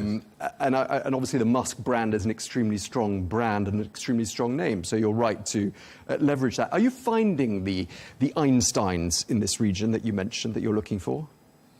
Finding the Einsteins. You said you want to find the Einsteins. Yes. I have, since we announced this, I didn't expect it. It came out of a short meeting with the Sheikh of one of the Emirates here in December, early in December, when at the end of the meeting, when amongst many, many people who were at the meeting of the Sheikh during the day, the Sheikh asked me to tell the group what we as a family are trying to do. And then he said, what's next? And I was caught somewhat off balance. And then I thought, well, this is the moment for me to talk about something I've always thought about, and that is an institute dedicated to the study of space-time travel, or gravity, or the controlling of gravity and space-time travel, which has been proven mathematically to be possible. And it's the way the universe actually works. Unfortunately, we're still getting there. We still live in space. And so I told this to the crowd, and I really thought that would be it. But the next few days, I received call upon call from media agencies, including yourselves, actually, asking me about it, And so it's grown and grown and grown. And now it's almost a fait accompli. And now it's been tied to the idea that some bright spark from London came up with the idea that if we build a tower, and we call it the Musk Tower, then the investment in that will pay the investors and also be able to provide a couple of floors for the institute to operate in, perhaps free of charge. In other words, it would be an engine that could drive the institute. So when it comes to ideas, when this went out, I have, to answer your question, I have many, many, many people from all around the world writing to me, some of them struggling with English, saying to me, I already have the answers. Please contact me. Some of them are sounding pretty odd. Some of them come from very established places in places like England. Very, very nice answers saying, please contact me. I want to ask you a bit more about this idea of a Musk Tower. Yes. Obviously, we've become familiar with Trump Towers all around the world. Yes. Where's the first Musk Tower going to be? Will there be many of them? Well, that's what somebody came up with the idea. In order to provide an income for the institute, instead of relying on donations or trying to raise money other ways, until we find something. Bear in mind that if we do crack these problems at the Musk Institute will be worth trillions of dollars, trillions of dirhams or dollars or whatever you want to call it. And until we get there, we would no doubt rely on help. So the tower would be an income-producing thing that would enable the Institute to operate from within the tower on a couple of floors, space. Your question again was... about Musk Towers. Why where are we going to see them? And where would we put the tower? Yeah. Well, at this point, we would put the tower wherever we can. I would still go for somewhere in the vicinity that we're in now, the UAE, somewhere possibly in the Arabian Peninsula. It could be in Riyadh. It could be in, conceivably even Cairo. It could be here. You simply want it to be in a place that is not going to be befuddled by weird government behavior. So you don't want to put it in America, because then it's going to become an American-directed setup. We don't want to put it in Russia. We don't want to put it in China, because it's a Chinese place. India. But here, there's no, defined, sort of controlled borders or something. It's freer here somehow of independence and silly government interference. Okay, and what's sort of been the overall response to this idea? I've seen a press release, I've seen a press pack about the Musk Tower, the Musk Institute. How are people responding to your idea? Tremendously. They don't need any explanation. They seem to have more ideas than needing an explanation from me or my team. They seem to have ideas that they want to give us, rather than we need to tell them what we want to do. What drives you? You're 79 years old. Yes. You're not showing any signs of slowing down. You're flying around the world, yes. and here you are in the Middle East. What's motivating you? Well, I was fortunate enough to be born after the Second World War, at a time when things were happening. I was born in the nuclear age, and so all the little boys that I grew up with, sometime in England and a lot of time in South Africa, the sort of friends I had were all, sort of science geeks, and there were no exceptions. I mean, it was just so interesting. Sputnik went up, I, for example, joined the Moonwatch team I got $1 a night to track satellites for the Moonwatch team for America once a week. And all we ever spoke about was things like this. And we even took to making our own telescopes, where we ground our own lenses, made our own lenses for telescopes. Wow. Yes, that really is geeky. Was your son a geek when he was growing up? Yes, absolutely. What sort of signs did he show of? Well, he was, of course, in a later generation and able to experience things better than I was. So, for example, he was able to work with a computer. A real computer. The first one I got him was an IBM XTA, came out in 1982. It cost slightly less than a new Mercedes-Benz car. And I bought that for him upon his insistence after it came out. What sort of age was he? 11. 11. So by the age of 12, he was a fully fledged programmer. He could program. He could code, as they say now. But he was a fully fledged programmer at the age of 12. And at the age of about 13, I would, of course, buy him extras for his computer as we went along. Computer came from IBM with a printer, mouse, keyboard, screen, and so on. Hard drive, soft drive, But I would buy him the extras as we went along. One day he came to me with an extra that he'd got. It was a grey box with a red light on it. And he said to me, "Do you know what this is?" This was about 1983, maybe 84, 83. And he said, "Do you know what this is?" And I said, "What is it?" He said, "This is a modem. With this, I can communicate with my little computer, with the computer at Oxford University."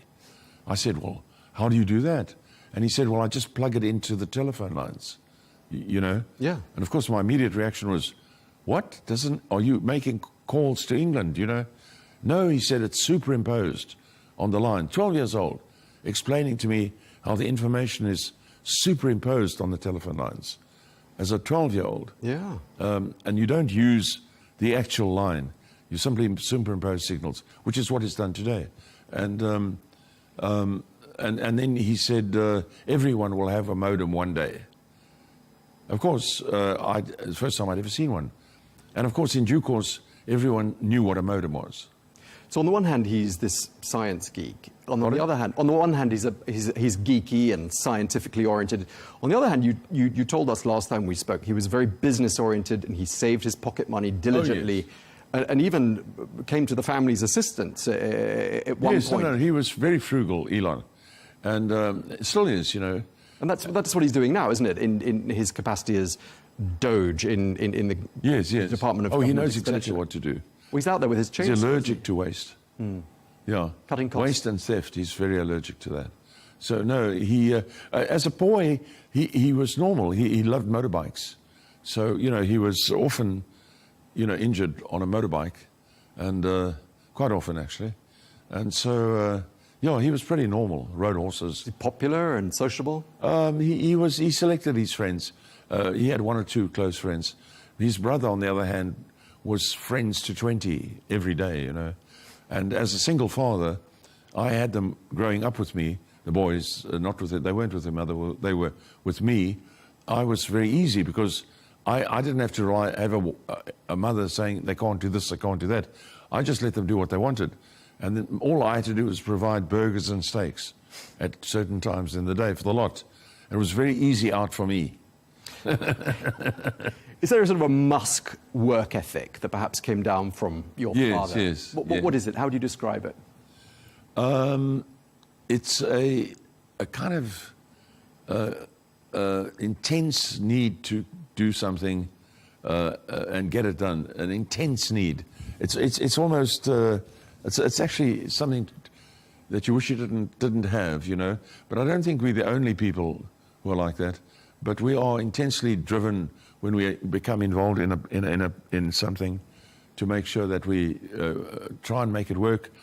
If it gets the very better of us, we tend to maybe just leave it, walk away from it and struggle, but then eventually bounce back at it and start again. Do you speak to your son-in-law? How's he getting on in Washington? Well, at the moment they are in a sort of euphoric state because having won the election, Elon, by the way, 5 years ago was a Biden supporter. And he donated to the election in 2020 for Biden. And for Obama. Yes, and for Obama before that. And but since then, he's seen what these people were doing. And at the moment, they're at a convention of the, I suppose you'd call it the Republican Party in America. And they are somewhat happy and euphoric and jumping around on stage. I'm not too excited to see him doing that, but you have to understand. What do you mean you're not excited? You didn't like the picture of him with the chainsaw? Didn't like? The images of your son brandishing a chainsaw? No, I think well, I can understand the euphoria because people are sick and tired of these bureaucracies basically taking people's tax money, blowing it on heaven knows what, waste, and the man in the street can barely get by at the end of his month or his week. And people have had it. They've had it. They really have had it. And not only in America, but in many places. And so now, for the first time, these people who have been basically stealing money are being held to account. Elon told me yesterday or the day before that Ukraine is the most gigantic graft machine the world has ever known. The Ukraine war is a gigantic graft machine. What do you mean by that? What's the meaning of that? Who's graft stealing? Is theft. Who's stealing? We are going to tell you. We're going to find out. And the money is being sent there and going into the back pockets of people who are going to be very sorry about it very soon. Many of them, many thousands, many hundreds of them, who have, we see them in the public spaces. They enter the government with a house maybe that they own, or maybe even less. In a very short time, they're worth $40, $50 million, sometimes $250 million. Are you suggesting the president of Ukraine is one of them? Oh, yes, of course, absolutely. I don't give much hope for him. He knows too much. So I hope he has some form of bodyguards, because the people who've been doing this through him are going to be after him because he knows too much. You're saying his life is in danger? Yes, Zelenskyy. Who would want to... Well, he knows too much. There's $200 billion missing out of Ukraine. $200 billion of money that was sent to the Ukraine. It's gone. Nobody knows where it is. He does. So he's going to tell. He's going to tell people where I imagine. if I were him, I'd be rather concerned. How do you see the war ending in Ukraine? The US will stop sending weapons to the Ukraine. I read yesterday that the English Parliament government, rather, Starmer's government, are scratching the bottom of the barrel in England to see what arms they can still send to Ukraine. My opinion is Starmer is working against the national interest of the people of the UK. He should not be in power there, and he should be out. He should be out of there, maybe even this month. He's no good. So Keir Starmer's going to Washington during the course of the week. I can't see how he can meet with Trump. Well, he's going with the French president, who Donald Trump described as a friend, and he says that Sir Keir Starmer's a really nice guy. That's the latest I've got on what the president thinks of those two men. But how do you rate their chances turning up in Washington and trying to persuade Trump that peacekeeping forces are needed? Look, their ambassadors and the people around them obviously will do whatever they can to make the situation work. But you're putting oil and water together, and since I've been born, I've never been able to see oil and water mix. What about proposals from the Trump administration to buy Gaza? What do we read into that? Well, you know, the Israeli situation is twofold. My heart goes out to the people in Gaza and to the Israelis. I don't see anything as one-sided there. Both sides have an argument. Palestine originally, from what I have read, and I have read on it a fair amount, was a place that housed both Arabs and Jewish people. The Sephardim were the local Jews who stayed there. You know, they didn't become Ashkenazi Jews. They've been there for the last 2,000 years. Palestine was a home of Arabs and Jews, not just Arabs, let's say. But be that as it may, I would like to see a very nice solution for the Arab people in Gaza. What's been going on is crazy. And the idea that the developed world will step in and turn Gaza into a, you know, I don't know if you've ever been to Morocco and Tripoli and seen some of the tremendously beautiful seaside resorts there. And if they could do that with Gaza, turn it into create a form of income for the people. That's if they stay, but President Trump suggested that it's bought, they're relocated, and asked to go and live somewhere else. That's not fair, is it? No. That would be a choice. That would be a choice.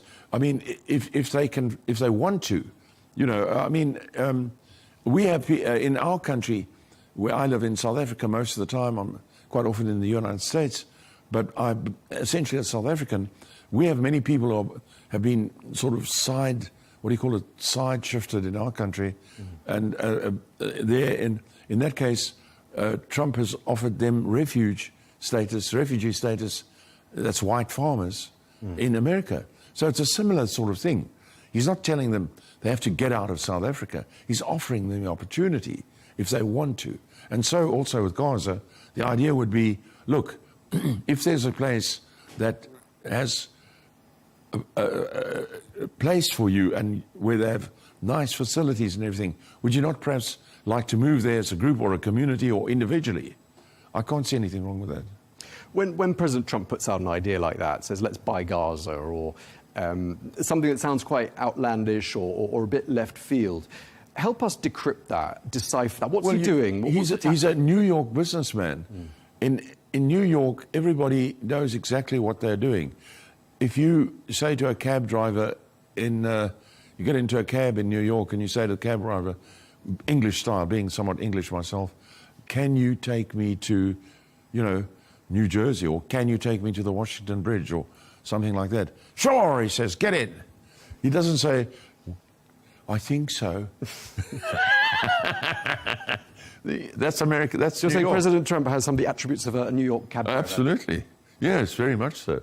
Very much so. They're all the same. Doesn't matter if you're a cab driver. I got out of a bus once at Eastside Terminal, and the bus driver was taking out of the hold of the bus all these tremendously heavy suitcases, and he was a rather small man. So I thought, well, at the time, many years ago, I thought, well, let me help him, So I started taking the suitcases out. He said, he put his hands on his hips. He said, what are you doing? You want my job? I said, no, I'm just trying to, don't you touch anything. He said to me, that's New York. Don't you try and take my job. Just looking at Europe and the state of Europe, we've talked about this before in the past, and I know you're concerned about the direction things are heading in Europe. Your son and J.D. Vance have endorsed the AfD in Germany. Couldn't that be seen as some form of political interference in the affairs of another country? No, I think today people are sharing ideas across country lines. You know, the rest of the world had no trouble interfering and making a lot of commentaries about the Americans. So, you know, now it can happen the other way as well, you know. So I believe Starmer actually sent 100 Brits over to help Kamala Harris, which is an incredibly silly thing to have done. They were volunteers. They were described as being volunteers, so they went of their own. Well, yes, I'm sure their fare was paid for not by themselves. But, yeah, no. So it is reasonable for people to comment on situations these days because ultimately what happens in one country affects another country. And the things that J.D. Vance said at that meeting of European leaders and so on was very true. Everything he said, in my mind, completely true. And what did he mean when he said there's no freedom of expression in Europe? Yes, What's he getting at?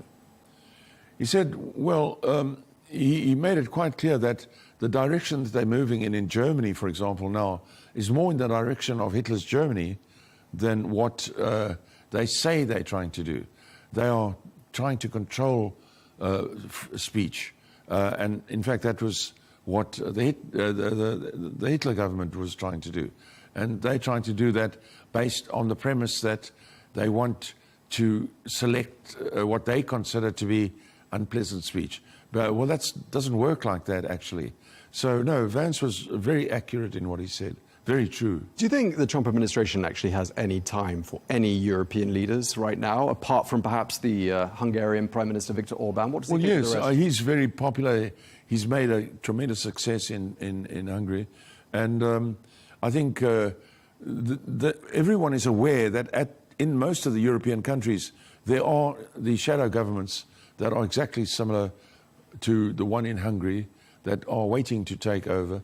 In America, I've had the occasional chat with the woman who run the AfD, because it seems to be almost all women that I've spoken to.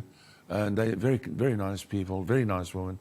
They're very middle of the road. They're very dead center, very common sense. There's nothing right-wing about them. You know, it's basically this, from the left, so-called left. If you don't agree with me, then you're right-wing. That's not right, you know. I mean, you know, I can say, for example,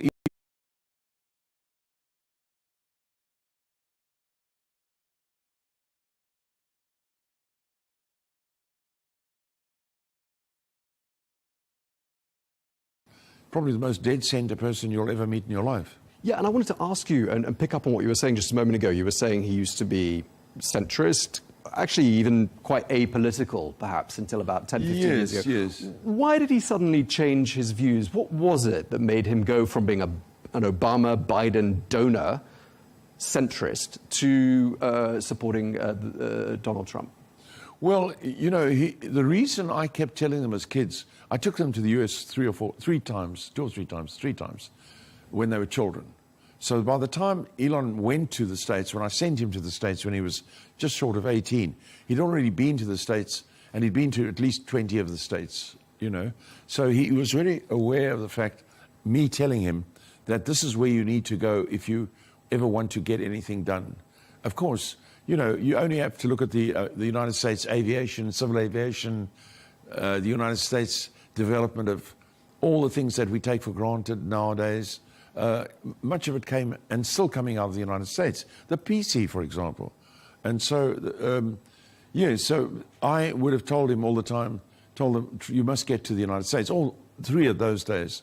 And they all did. They all got to the United States. So the one is huge in restaurant ownership because he likes doing that and farming. The other one, my daughter has her own film studios producing full-length films called Passion Flicks. And Elon, of course, is well known for his work in the technical world.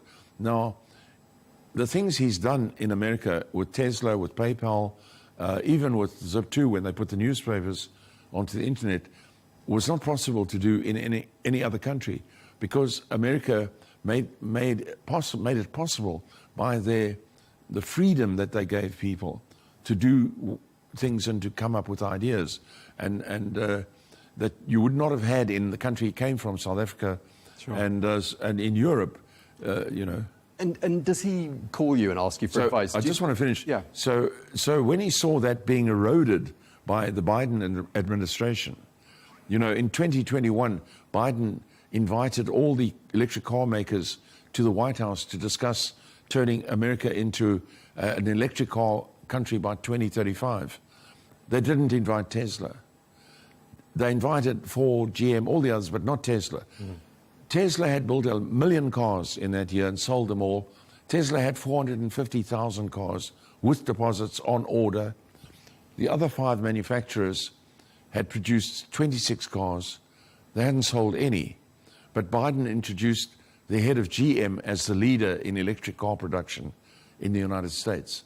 Elon was completely dumbfounded, as we all were. We were dumbfounded. And then Elon realized afterwards, when a deluge of bad things were said about him on Twitter, he was told that the government is, as he put it, led by a lunatic. Twitter is a government agency run by the crooked FBI, and so on. And that's why I bought Twitter. So in that case, I'm buying Twitter. And when he does big things, does he pick up the phone and ring Dad and say... No. Does he call you Dad, or does he call you Errol? No, Dad. Dad. What does he say to you? Does he say, am I going the right way on this? What would you do in my situation? Does he ask you for advice? No, he didn't put it like that. He'd tell me what he's doing and wait for me to say something. Did he tell you he was going on the stage with a chainsaw, and did you say... No, he didn't do that. No. What did you think of that? Years ago, he would tell me he's going to work... Years ago, when he was a student, say, for example, he would say, I'm going to work at Pinnacle Research. They have a plan to build an electric car using capacitors as a storage power for electricity. Then he'd wait for me to say, that's not a good idea, or that's a good idea. He wouldn't say to me, is it a good idea? He would say, that's what you're going to do, and then wait for me to comment. And then I would say, great, that's a good idea, you know. Just because it's so much in the news at the moment, and there's, you know, it's been on headlines, just going back to the chainsaw, I mean, what did that represent to you? Or does your son have a long-standing fondness for power tools? Yes. We lived on a farm, you know. He's used chainsaws many a time. So, a dangerous device, by the way, in case you don't know. No, he's used them. We had a farm, forested farm at one time. We had to take trees down all the time, and obviously the boys loved it, you know. I mean, it's the ultimate toy. But using it like he's doing now, it's a little bit theatrical and euphoric. You know, euphoric meaning they're very happy with the circumstances that they've got. They're finally tearing down this gross monster, this horrible monster that's grown, of corruption that's grown in America. And so one has to forgive them for their euphoria at this point.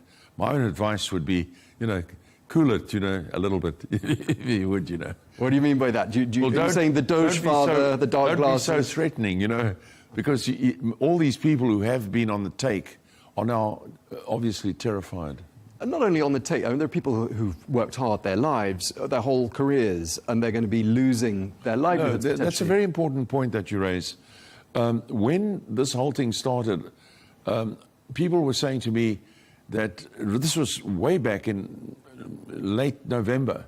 People were saying, no, this Elon can't be put in a position where he throws people out of jobs. So at that point, I was able to speak to my son Kimball, who came here and met me in Abu Dhabi, or in the Emirates. And we spoke about it, and then we had the odd small discussion with Elon that the idea is not to remove people from their job positions. The idea is to go in, this was then, in November, 3 or 4 months ago.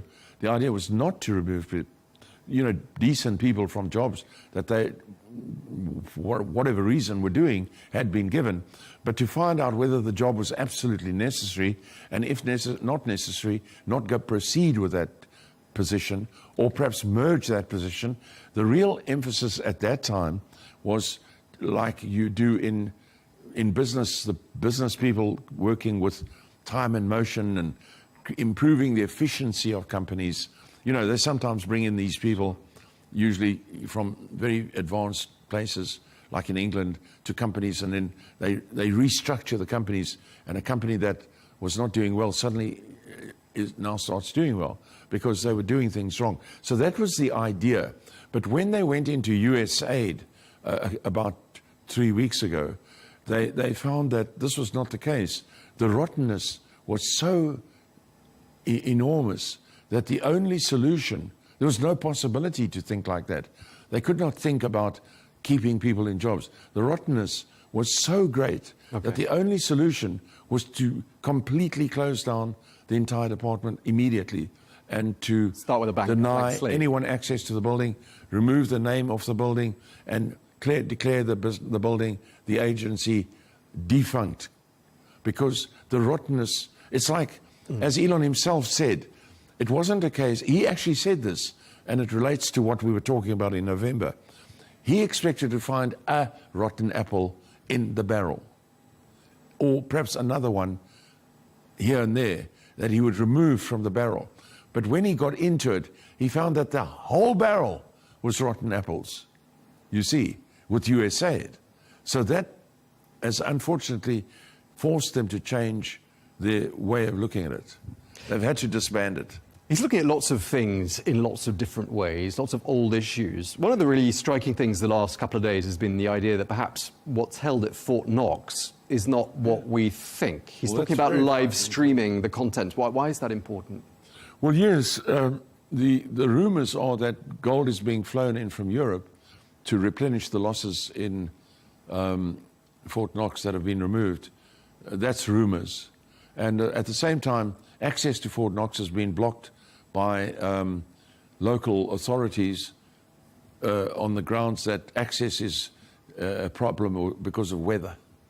So there's a sort of window being created for people who think in terms of maybe conspiracy, or maybe in terms of... Isn't there a bit too much of gold that? is being flown in from... you have to listen to the conspiracies, otherwise you won't learn.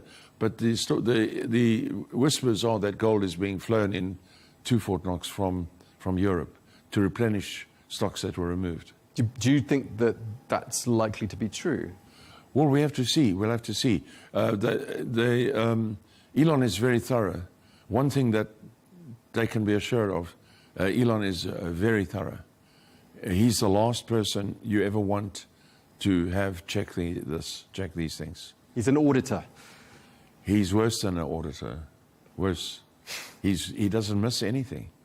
No, he won't miss anything. And you can see that from what he's done. I mean, what he's done in his life, governments, only a portion of what he's done in his life, governments haven't been able to achieve. When you saw all the furore about his salute on the stage, what did you think of that? No, nonsense. I mean, Elon is a terrible public speaker. He has a lot to learn. We all do. I struggled with it at the beginning of my career when I was elected to the city council, you know, and you have to stand up and talk to a bunch of very wise people all staring at you. Your nerve goes. Doesn't matter whether you've written your notes down, your eyes don't read as you stand up. You become blurred. And so I could see, knowing him as well as I do, I mean, I know him very well, that he was struggling to get through his little speech as fast as possible and to try and look as charming as possible as he could, you know. But he struggles. He hasn't reached the incredibly smooth level of people like yourself who are years of experience, can talk very well. So for the record, it wasn't a Nazi salute? Pardon? It was not a Nazi salute? No, it was an international salute that we've had for maybe the last 10,000 years, more perhaps. And the old German Hail Caesar, of course, obviously emanated from, no doubt, from the Persians, the Sumerians, and so on. It simply meant my right hand is empty. But as someone who saw the Second World War... My right hand is empty. I do not carry a weapon. You mentioned your father's role in the Second World War before we started the interview, and I was wondering whether you understand why people would be upset by that kind of imagery. Well, yes, but somebody, they sent me the day after that pictures of Obama, Clinton, Hillary Clinton, AOC, and all sorts of people doing, and Kamala Harris doing exactly the same thing. Nobody seemed to be bothered with it when they did it. And whereas Elon was thrusting out of his arm, theirs is actual, sort of like this, which is more like the original Hitler one or something. The Hail Caesar one was like this, and so on. No, it was nonsense, but somewhat comical that they picked it up like that. So it's a bit funny. I mean, obviously the GOP must be thinking about who's going to replace Donald Trump, because he can only serve 2 terms unless, of course, there's a change in the Constitution. Yes. Do you think they will change the Constitution? And do you think Elon, I know as things stand he can't be president, but perhaps if things were to change? If you take my opinion, first of all, Elon is not cut out for politics. He may still learn the political way. Politics is where you have to deal with everyone, from the very incredibly clever to the very somewhat not clever, the highly sophisticated to the very unsophisticated. If you can't do that, don't get into politics.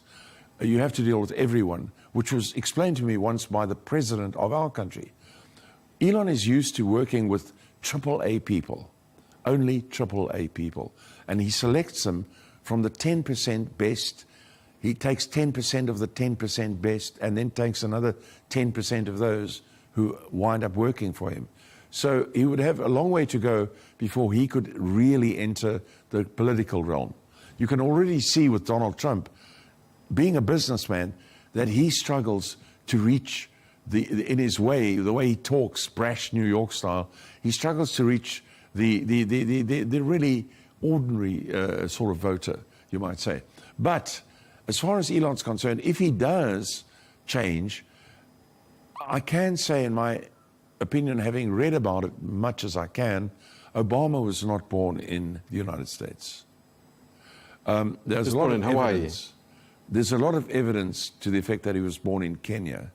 So his original birth certificate was altered and so forth.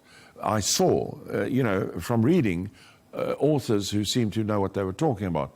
So there's a very, very good chance that in order to have which is not a bad idea, nothing wrong with it, I don't think it's a problem, in order to encourage the possibility of let's say, a non-white president in the United States in the form of Obama at the time, ideas were stretched a little bit to allow him to stand. Well, he's like a lot of Americans. I Americans. don't see anything wrong with it. Born in America that aren't white. Lots of people in America are born there that aren't white. So no, well, yes, they could have, but he was a talented man who filled the bill. So as it happened, you can't just choose anybody. You need somebody. He's extremely good at the exact thing that I was saying Elon is not good at. Obama is extremely good at talking to people, as you probably know better than I do. And so for Obama, they said, well, let's keep this guy in the race. Let's make a plan. Let's say he was born in Hawaii or something. And it's conceivable that in due course, if in the interests of the United States, that Elon should stand for president, it's conceivable that if it's in the interests of the United States, that they would waive the fact that he was not born in the United States. But bear in mind, his grandfather was born in the United States. So if he were... Is that your father? No, his mother's father was born in the United States. So he is one generation away. So if my mother was born in the United States, she's the grandmother of Elon, but Elon, as a result of that, is entitled to a British passport. I'm being told we're almost out of time. Just want to ask you last of all, Mr. Musk, what's more likely, therefore, in your opinion, for 2028? A third Trump presidency, a Musk presidency, or neither of the two? No, I think at this stage we should look at a Vance presidency. Vance is a very accomplished man. There's no question about it. And I don't think we should rock the boat at this stage. Elon, as I know my son, and his interests are very much more in planting the flag of the United States on distant planets, or the Earth's flag, let's say, on distant planets, as opposed to, setting up toilet facilities in some far-flung place for people and stuff like that, which is what politics is really mostly about. It's very boring politics, by the way. You spend most of your time on very banal things, and only now and again is it interesting, Elon likes it to be interesting all the time. And, when you get into politics, it's not interesting all the time. Well, it's been very interesting talking to you, Thank you. Errol Musk. Really appreciate it, and hope you'll come and see us again soon. I'd love to. Thank you very much. Thank you very much indeed for your time. Thank you.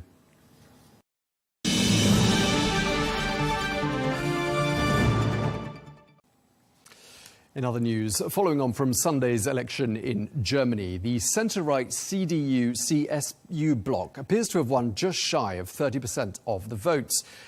That puts the bloc just ahead of the AfD party, which secured a historic second place with just over 20% of the vote. Well, in third place was Chancellor Olaf Scholz's Social Democrats.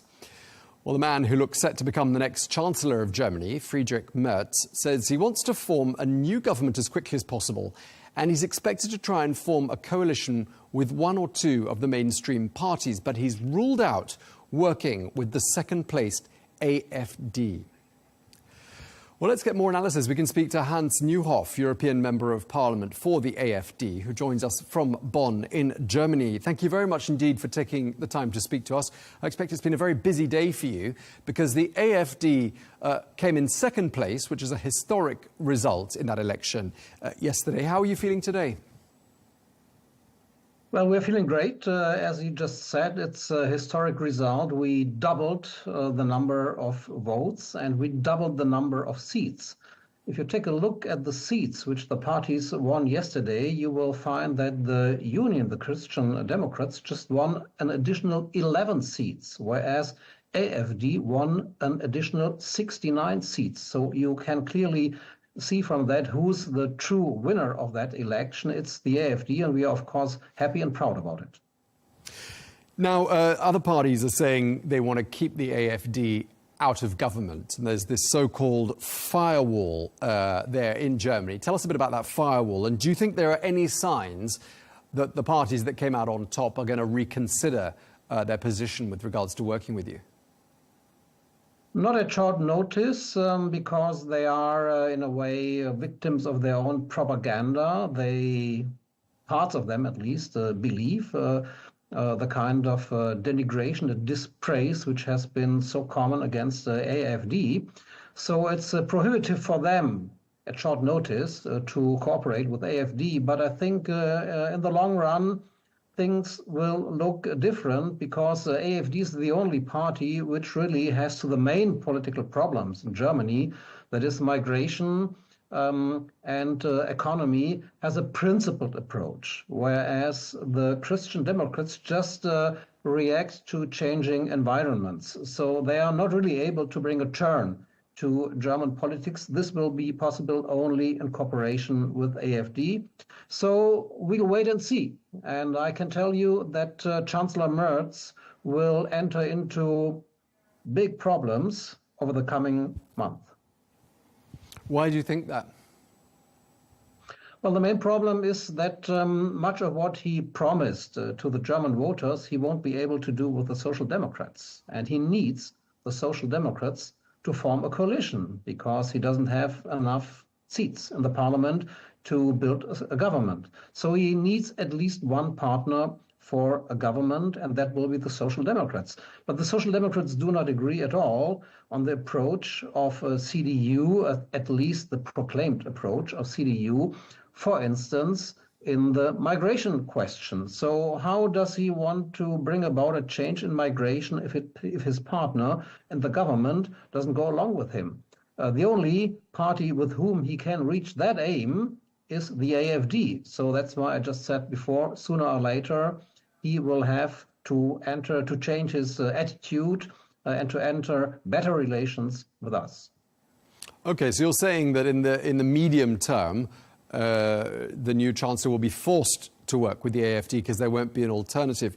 In the longer term, though, Do you see Germany's electoral system having to reform? Because it has this mechanism that allows for a firewall, which parties like yours completely oppose.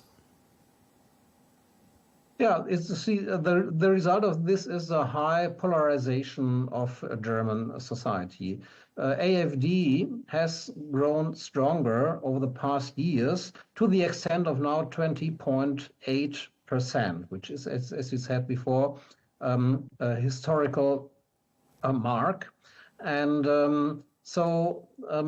the other parties in some of the states, like Thuringia, for instance, they have to build all-party coalitions just to prevent AfD from the government. In Thuringia, we yesterday reached 38%.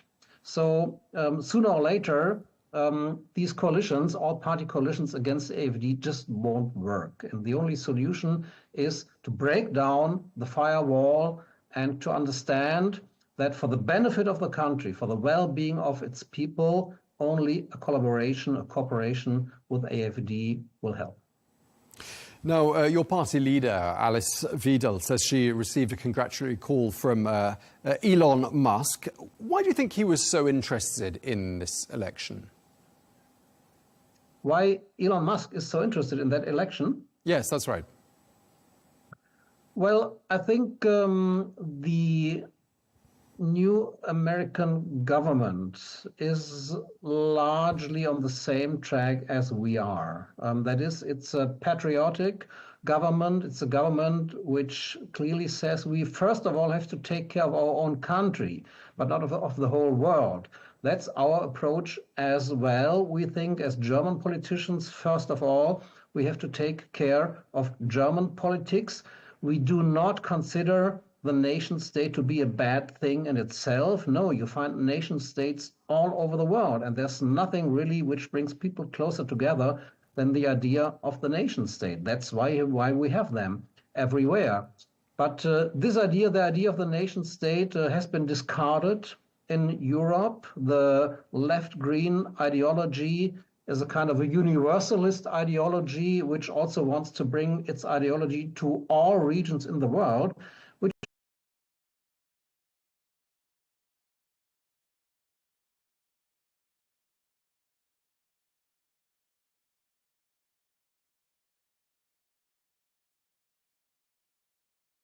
serious problems. Let people in the different parts live as they want to. And this is exactly the approach of Donald Trump.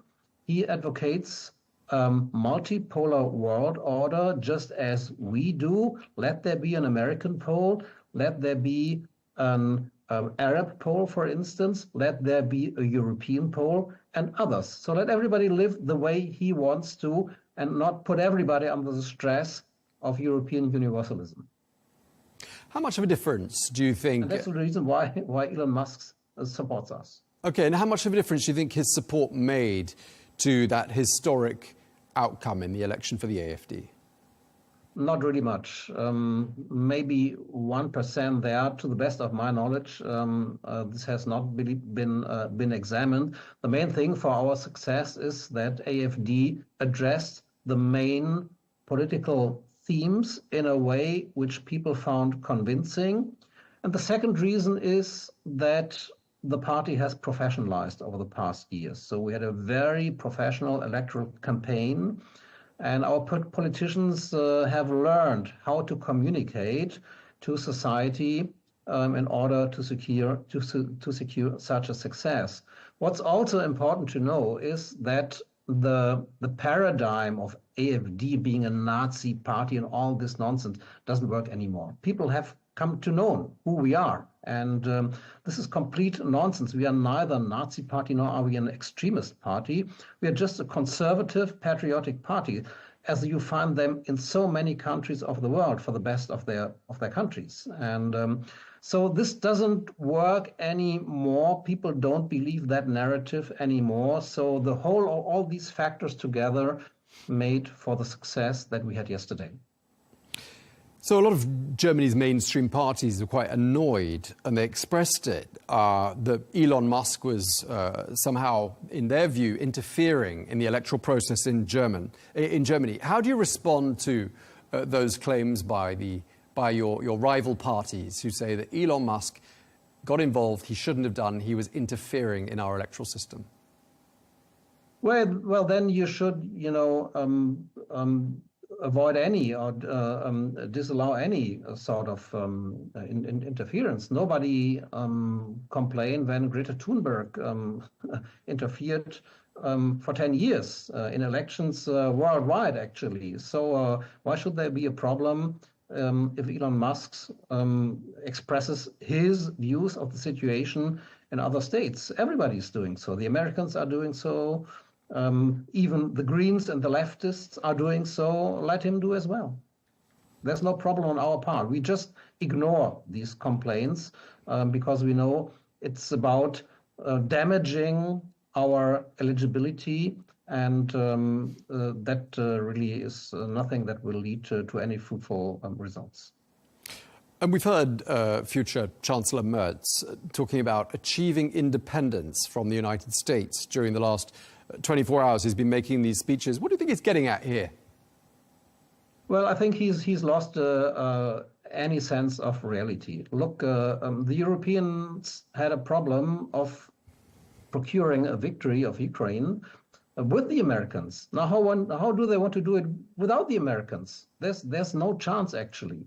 There are two options for European politics over the coming months. One is that they adopt to the approach of the Trump administration, that is going forward to peace negotiations, or to oppose Trump. If they oppose Trump, they will get into real problems, because Europe is, of course, not capable to provide the kind of security guarantees to Ukraine and to itself, actually, as it can with the Americans. And this is why President Zelenskyy clearly said security guarantees without the United States are no security guarantees.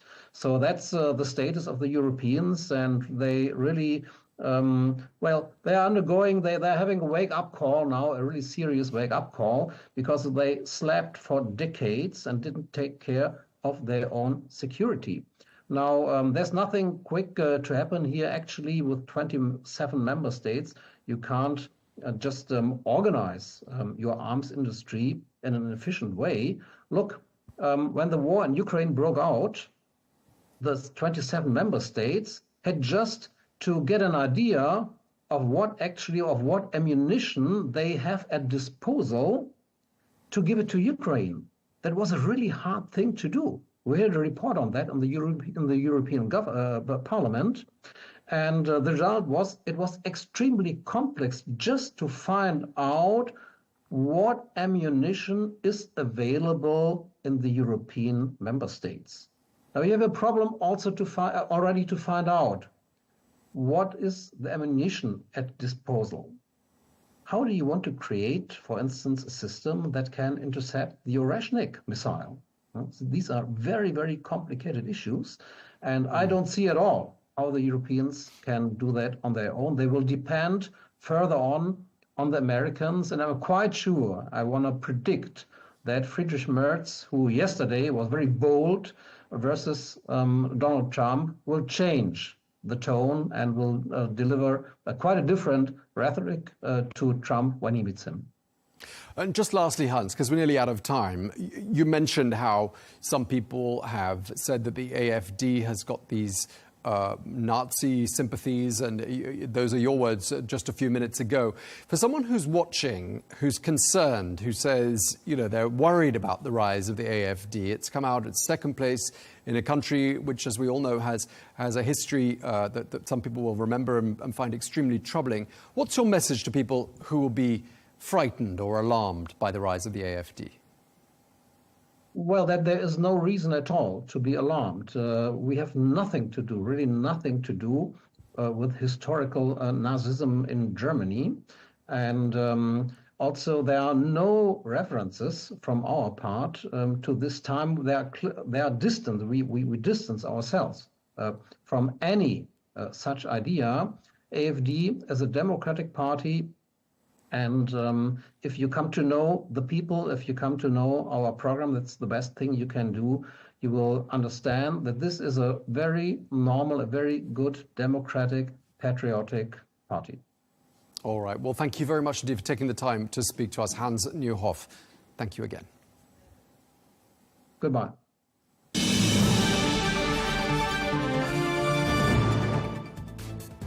That is all we have time for on Global News today. Thank you very much indeed for watching. Be sure to join us again tomorrow for more exclusive interviews. Until then, goodbye.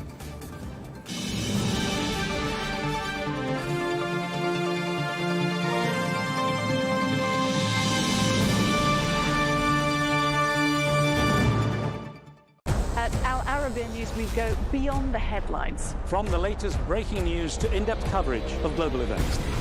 We're not bought or sold. Nobody owns us. The loss of life, the destruction of property. The conflicts are such a terrible thing. Context and analysis to help you see the full picture. The world is in a very dangerous place. Join us on Arabiya News, It's very impressive. where knowledge meets perspective.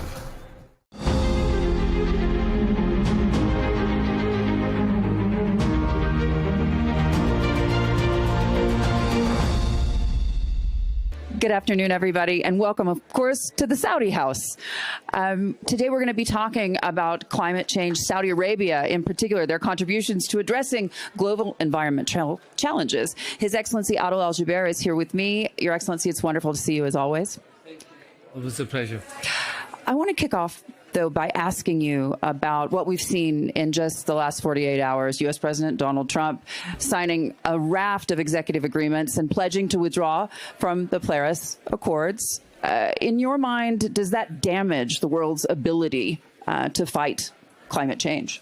I don't believe so. I think there are different ways of achieving the objective that we all want, and countries can pursue whatever path they believe is best for them. I think the important thing is the bottom line. The Trump administration in the first term actually did a lot to reduce carbon in the United States. So this is a very positive development. I think the important thing is that we look at these discussions as cooperative discussions, not as negotiations, because we're all trying to find the most optimum path forward to dealing with the challenges in a way that's unemotional, that's logical, that's scientific, so that we can overcome this challenge that we have. We're all in this together. There are no winners or losers. We all win or we all lose. That's the attitude that we in Saudi Arabia bring to this discussion. Just 2 years ago here at the World Economic Forum, Al Gore described what was happening in climate as boiling oceans and rain bombs. A lot of people pushed back on that at the time privately, but they didn't necessarily feel comfortable doing so on a public stage. In your mind, how are these words changing when we describe climate? We have a challenge that is before us with regard to climate change and with global warming. Nobody can dispute that, and the impact that it has on not only our climate, but on our politics, on conflicts, on not in dispute. I think what we need to adopt is a rational, scientifically based conversation, not grandstanding and not threatening, because it will be like the shepherds who cried wolf too many times and then nobody believed them. We know we have a problem. We know we have a challenge. So now that we know this, let's not talk about how it's going to kill all of us. Let's talk about how we extricate ourselves from this problem. We can do it by education. We can do it by more rational policies. We can do it by more efficient production of energy. We can do it by more efficient use of energy. We can do it by investing in alternative sources of energy. We can use it by combating desertification, by land restoration. We can use it by funding research to experiment with transformative technologies. And we are in Saudi Arabia doing all of this. We are setting aside 30% of our territory, land as well as sea, to be protected areas so that they're untouched. We are investing in greening. We are investing in transforming waste into energy. We are investing in solar, in hydro, we're looking seriously at nuclear power. We're investing in capturing carbon from the atmosphere. We're investing in a blue economy. We're investing in our seas and sustainable fishing. We are doing all of it because of two reasons. One, we live on this planet. We breathe the same air everybody does, and it's important for us that it's a healthy planet. And two, it's also very profitable. So there's an economic incentive to do this. And we have taken our experience and we expanded it into initiatives like the Middle East Green Initiative, which includes more than 22 countries, to teach countries how to incorporate the circular carbon economy approach so they can deal with environment and climate change issues the way we have been, so that we all benefit in our region. Because, as I said, we all win or we all lose. We are all in this together, and climate and pollution doesn't differentiate between one country and another. That's why the effort has to be regional and it has to be global. Would you say then perhaps that the election of Donald Trump and his presidency is the great reset that the climate conversation needed? I hope it would be, because I think everybody is concerned about environment and everybody is concerned about climate, and it's important that all of us, individuals and nations and companies, do everything we can to deal with this challenge. But we will deal with this challenge. We have the technology, we have the financial resources. We need the political will to engage in a positive, cooperative conversation where we all come up with the best way forward, rather than engage in an emotional, argumentative, political scoring, hypocritical conflict that serves nobody.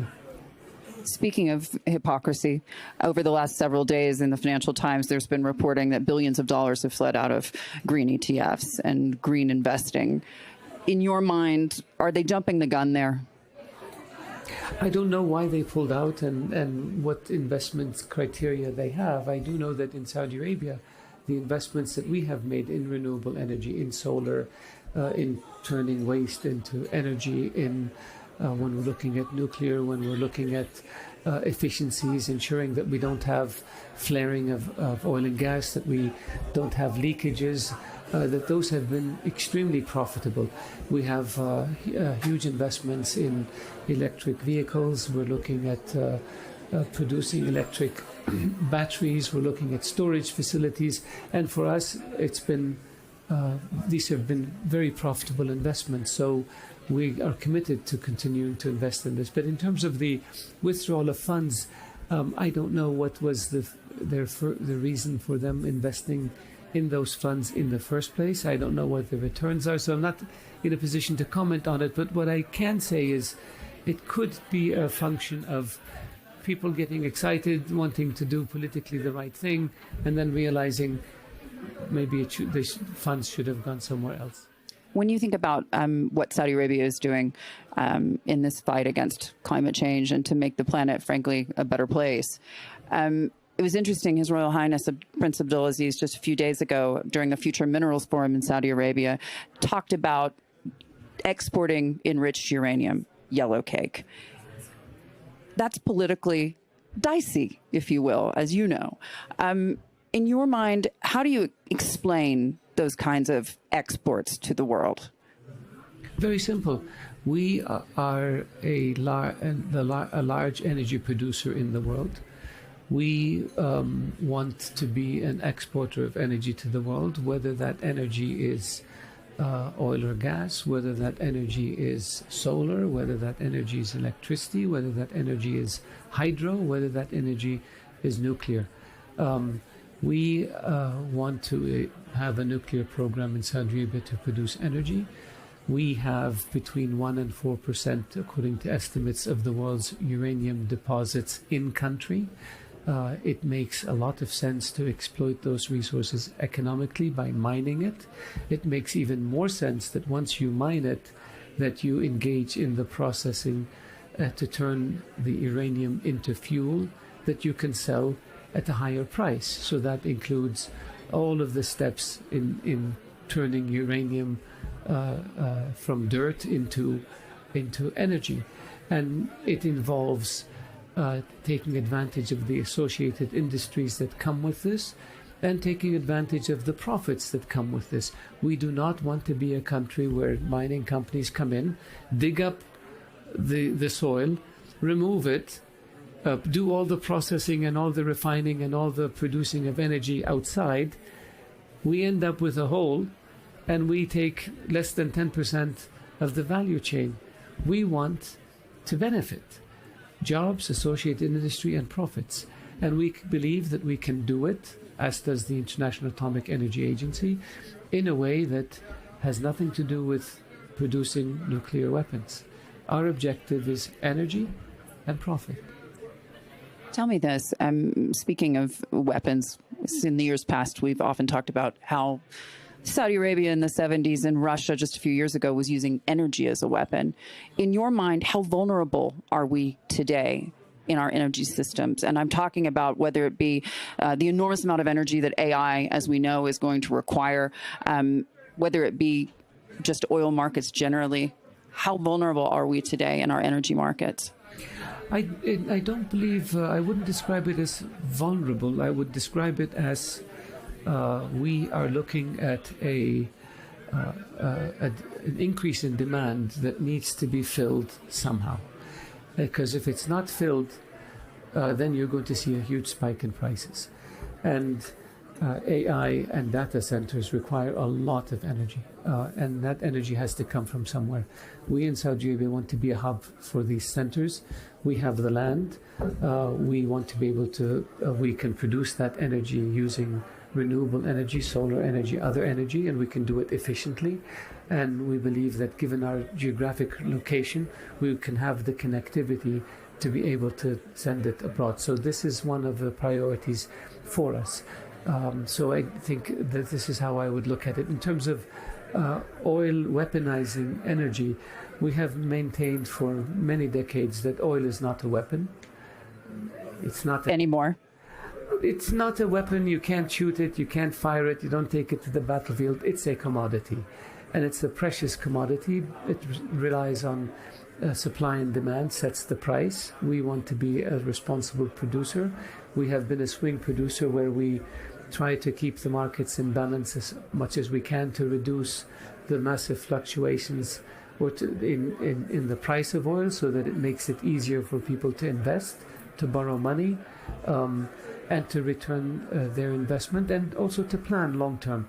That provides stability for the global financial markets, which serves us because we are big investors and we are energy producers, and we want stability in the financial markets. Yeah.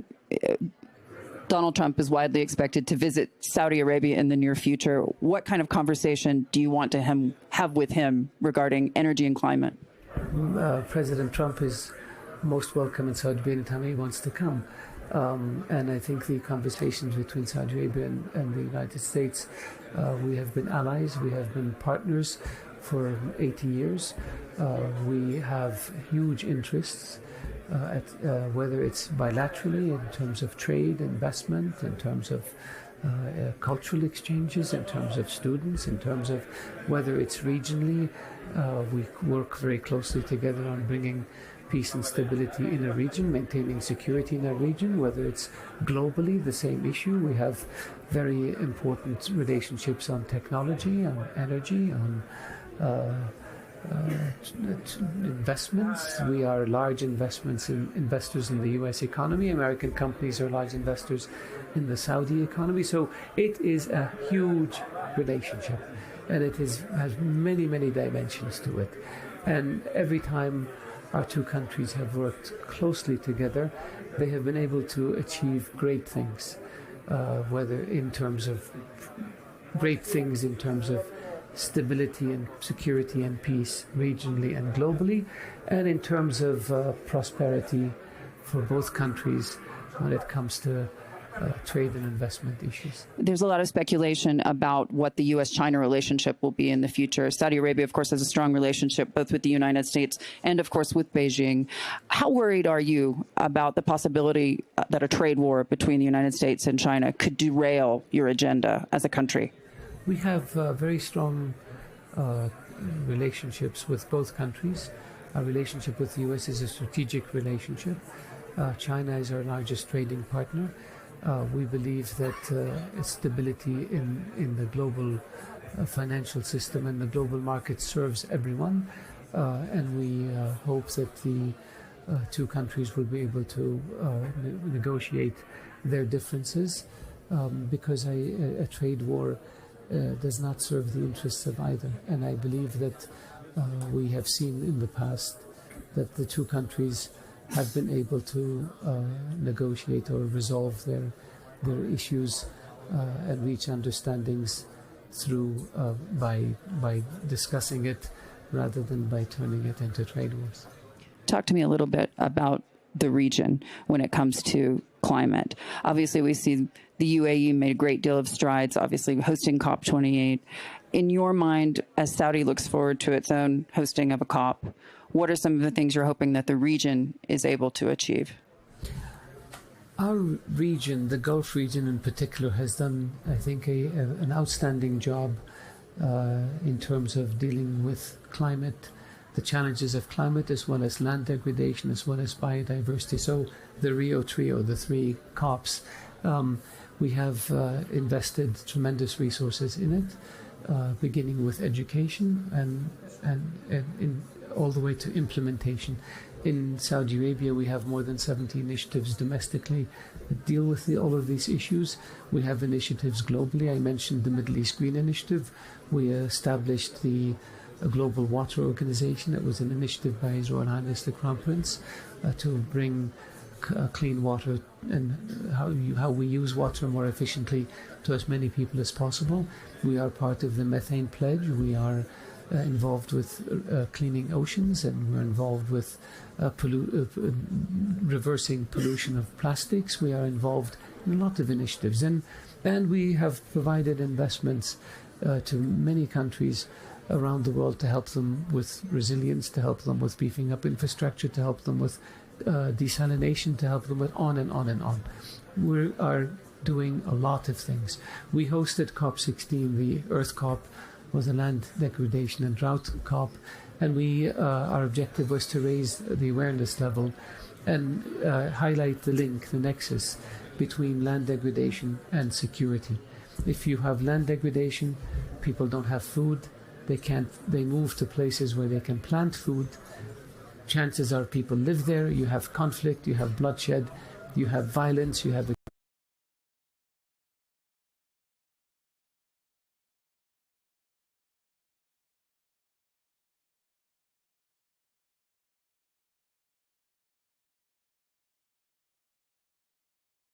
the migrants end up in a country where there could be a reaction that leads to extremist politics. So when you look at extremist politics in Europe, you can trace its linkage to a particular place in Africa or in the Middle East.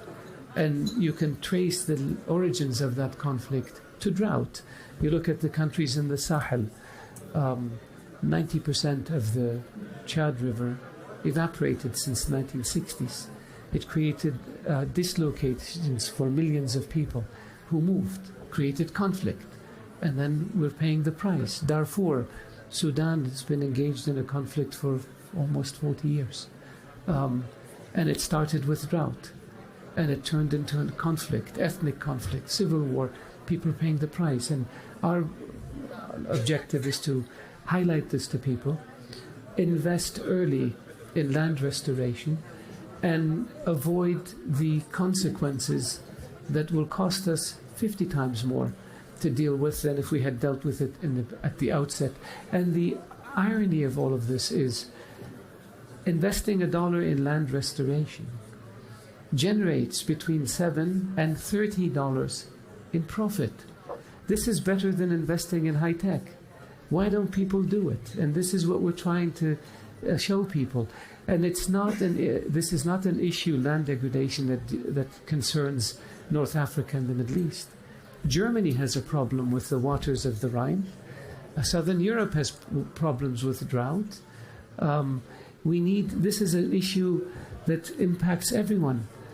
Sweden gets dust from the Sahara Desert, as does Costa Rica. We get dust from as far away as the Chinese desert. Now we have a lot around us, but so this is a global issue, and it's straightforward to deal with. We just need to focus on it and get it done, and this is what we're trying to do in Saudi Arabia. You may remember President Biden's Secretary of Defense, as well as the current Secretary of Defense in the United Kingdom, have cited climate change as their number one worry for the planet, their number one concern. Now that we have Trump in the White House, is climate your number one concern for the planet? Ours? Yeah. I believe for everybody, the issue of climate change, the issue of whether it's too little water or too much water, the issue of rising temperatures, everybody acknowledges this. But is it the number one concern facing us? I think it certainly is. If it's not the number one, it is right up there, because it impacts everything.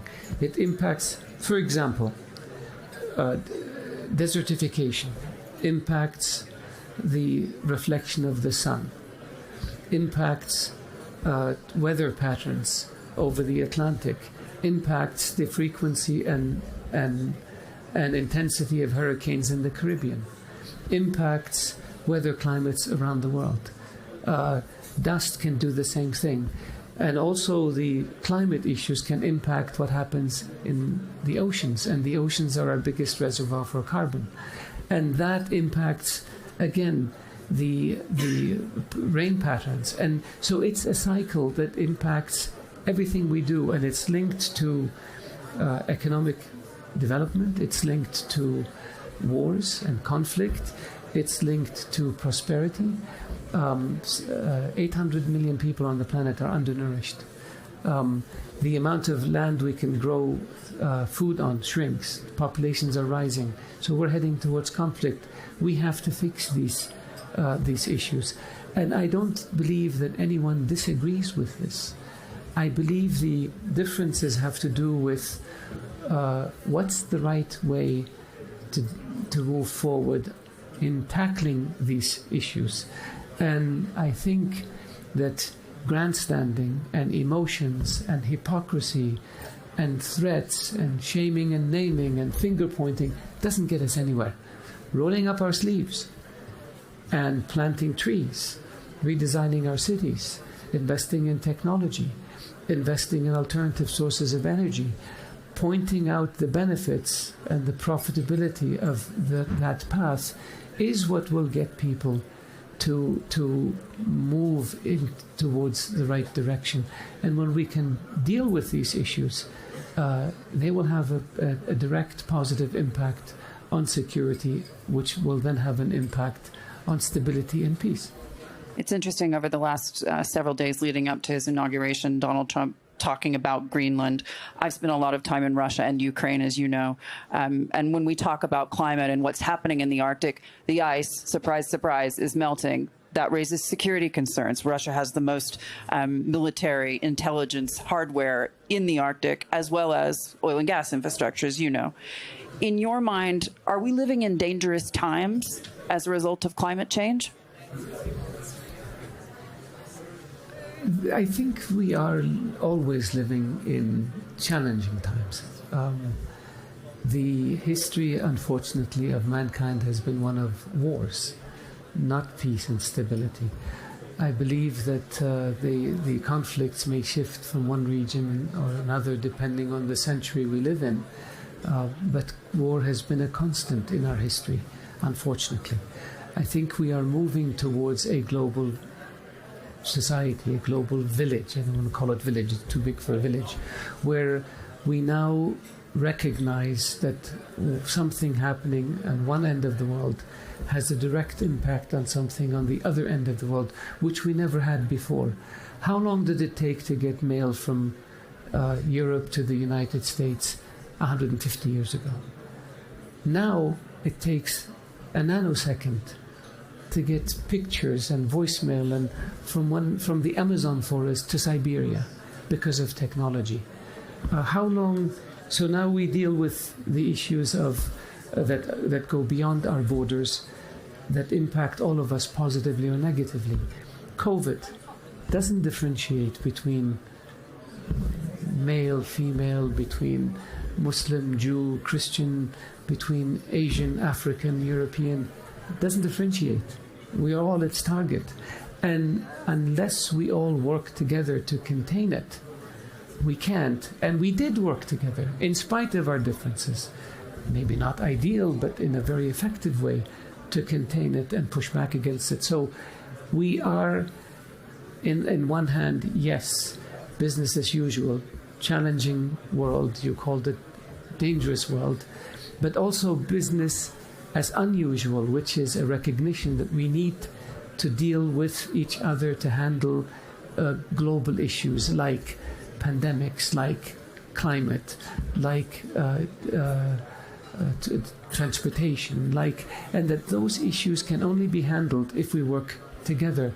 So on one hand, you're seeing the world coming together much more closely than before, while at the same time we're the same in the sense of our tensions. And my hope, and I believe this is where we're heading, because I'm an optimist, is that as we learn and more, as we learn of the benefits that we get by working together, the side of the side of the equation that spells cooperation grows, and the side of the equation that spells conflict gets diminished. Because where does conflict get us? Nowhere. We can have conflict for 30 years and we'll be worse off than we were when we started. Whereas if we have cooperation, technology, artificial intelligence, trade, in 30 years we can be many, many times wealthier than where we are today. Which vision do you want? Going forwards and upwards, or going backwards and downwards? Are we, as he says, safer, the world, with Donald Trump in the White House? I don't see why people talk about this. I think, yes, the world is safer. The world is safer with anyone in the White House. The world is safer because the world is beginning to recognize that we need to work together. We need to deal with challenges that are beyond us as nations or as ethnic groups or as religious groups, and that we have to deal with problems or challenges or dangers as humanity, that we can't escape that. And I believe that we are beginning to do this, and we will continue to do more of this. And so I'm hopeful that our children and grandchildren will be living in a world that is more together and more calm and more prosperous and more healthy than the one we live in.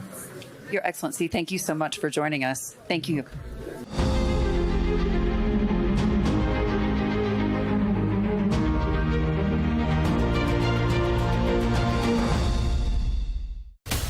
From the White House to Gaza, Kiev to Beijing, elections, economics and the environment compete with conflicts and other complex issues for our attention.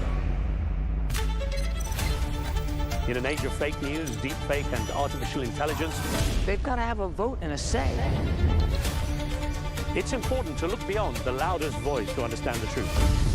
From newsmakers to groundbreakers, My campaign is going very well. Presidents, prime ministers, princes and peacemakers, and cultural tastemakers. As Arabs, as Middle Eastern, we're too emotional. Join me on The Rizkan Show for empowering conversation.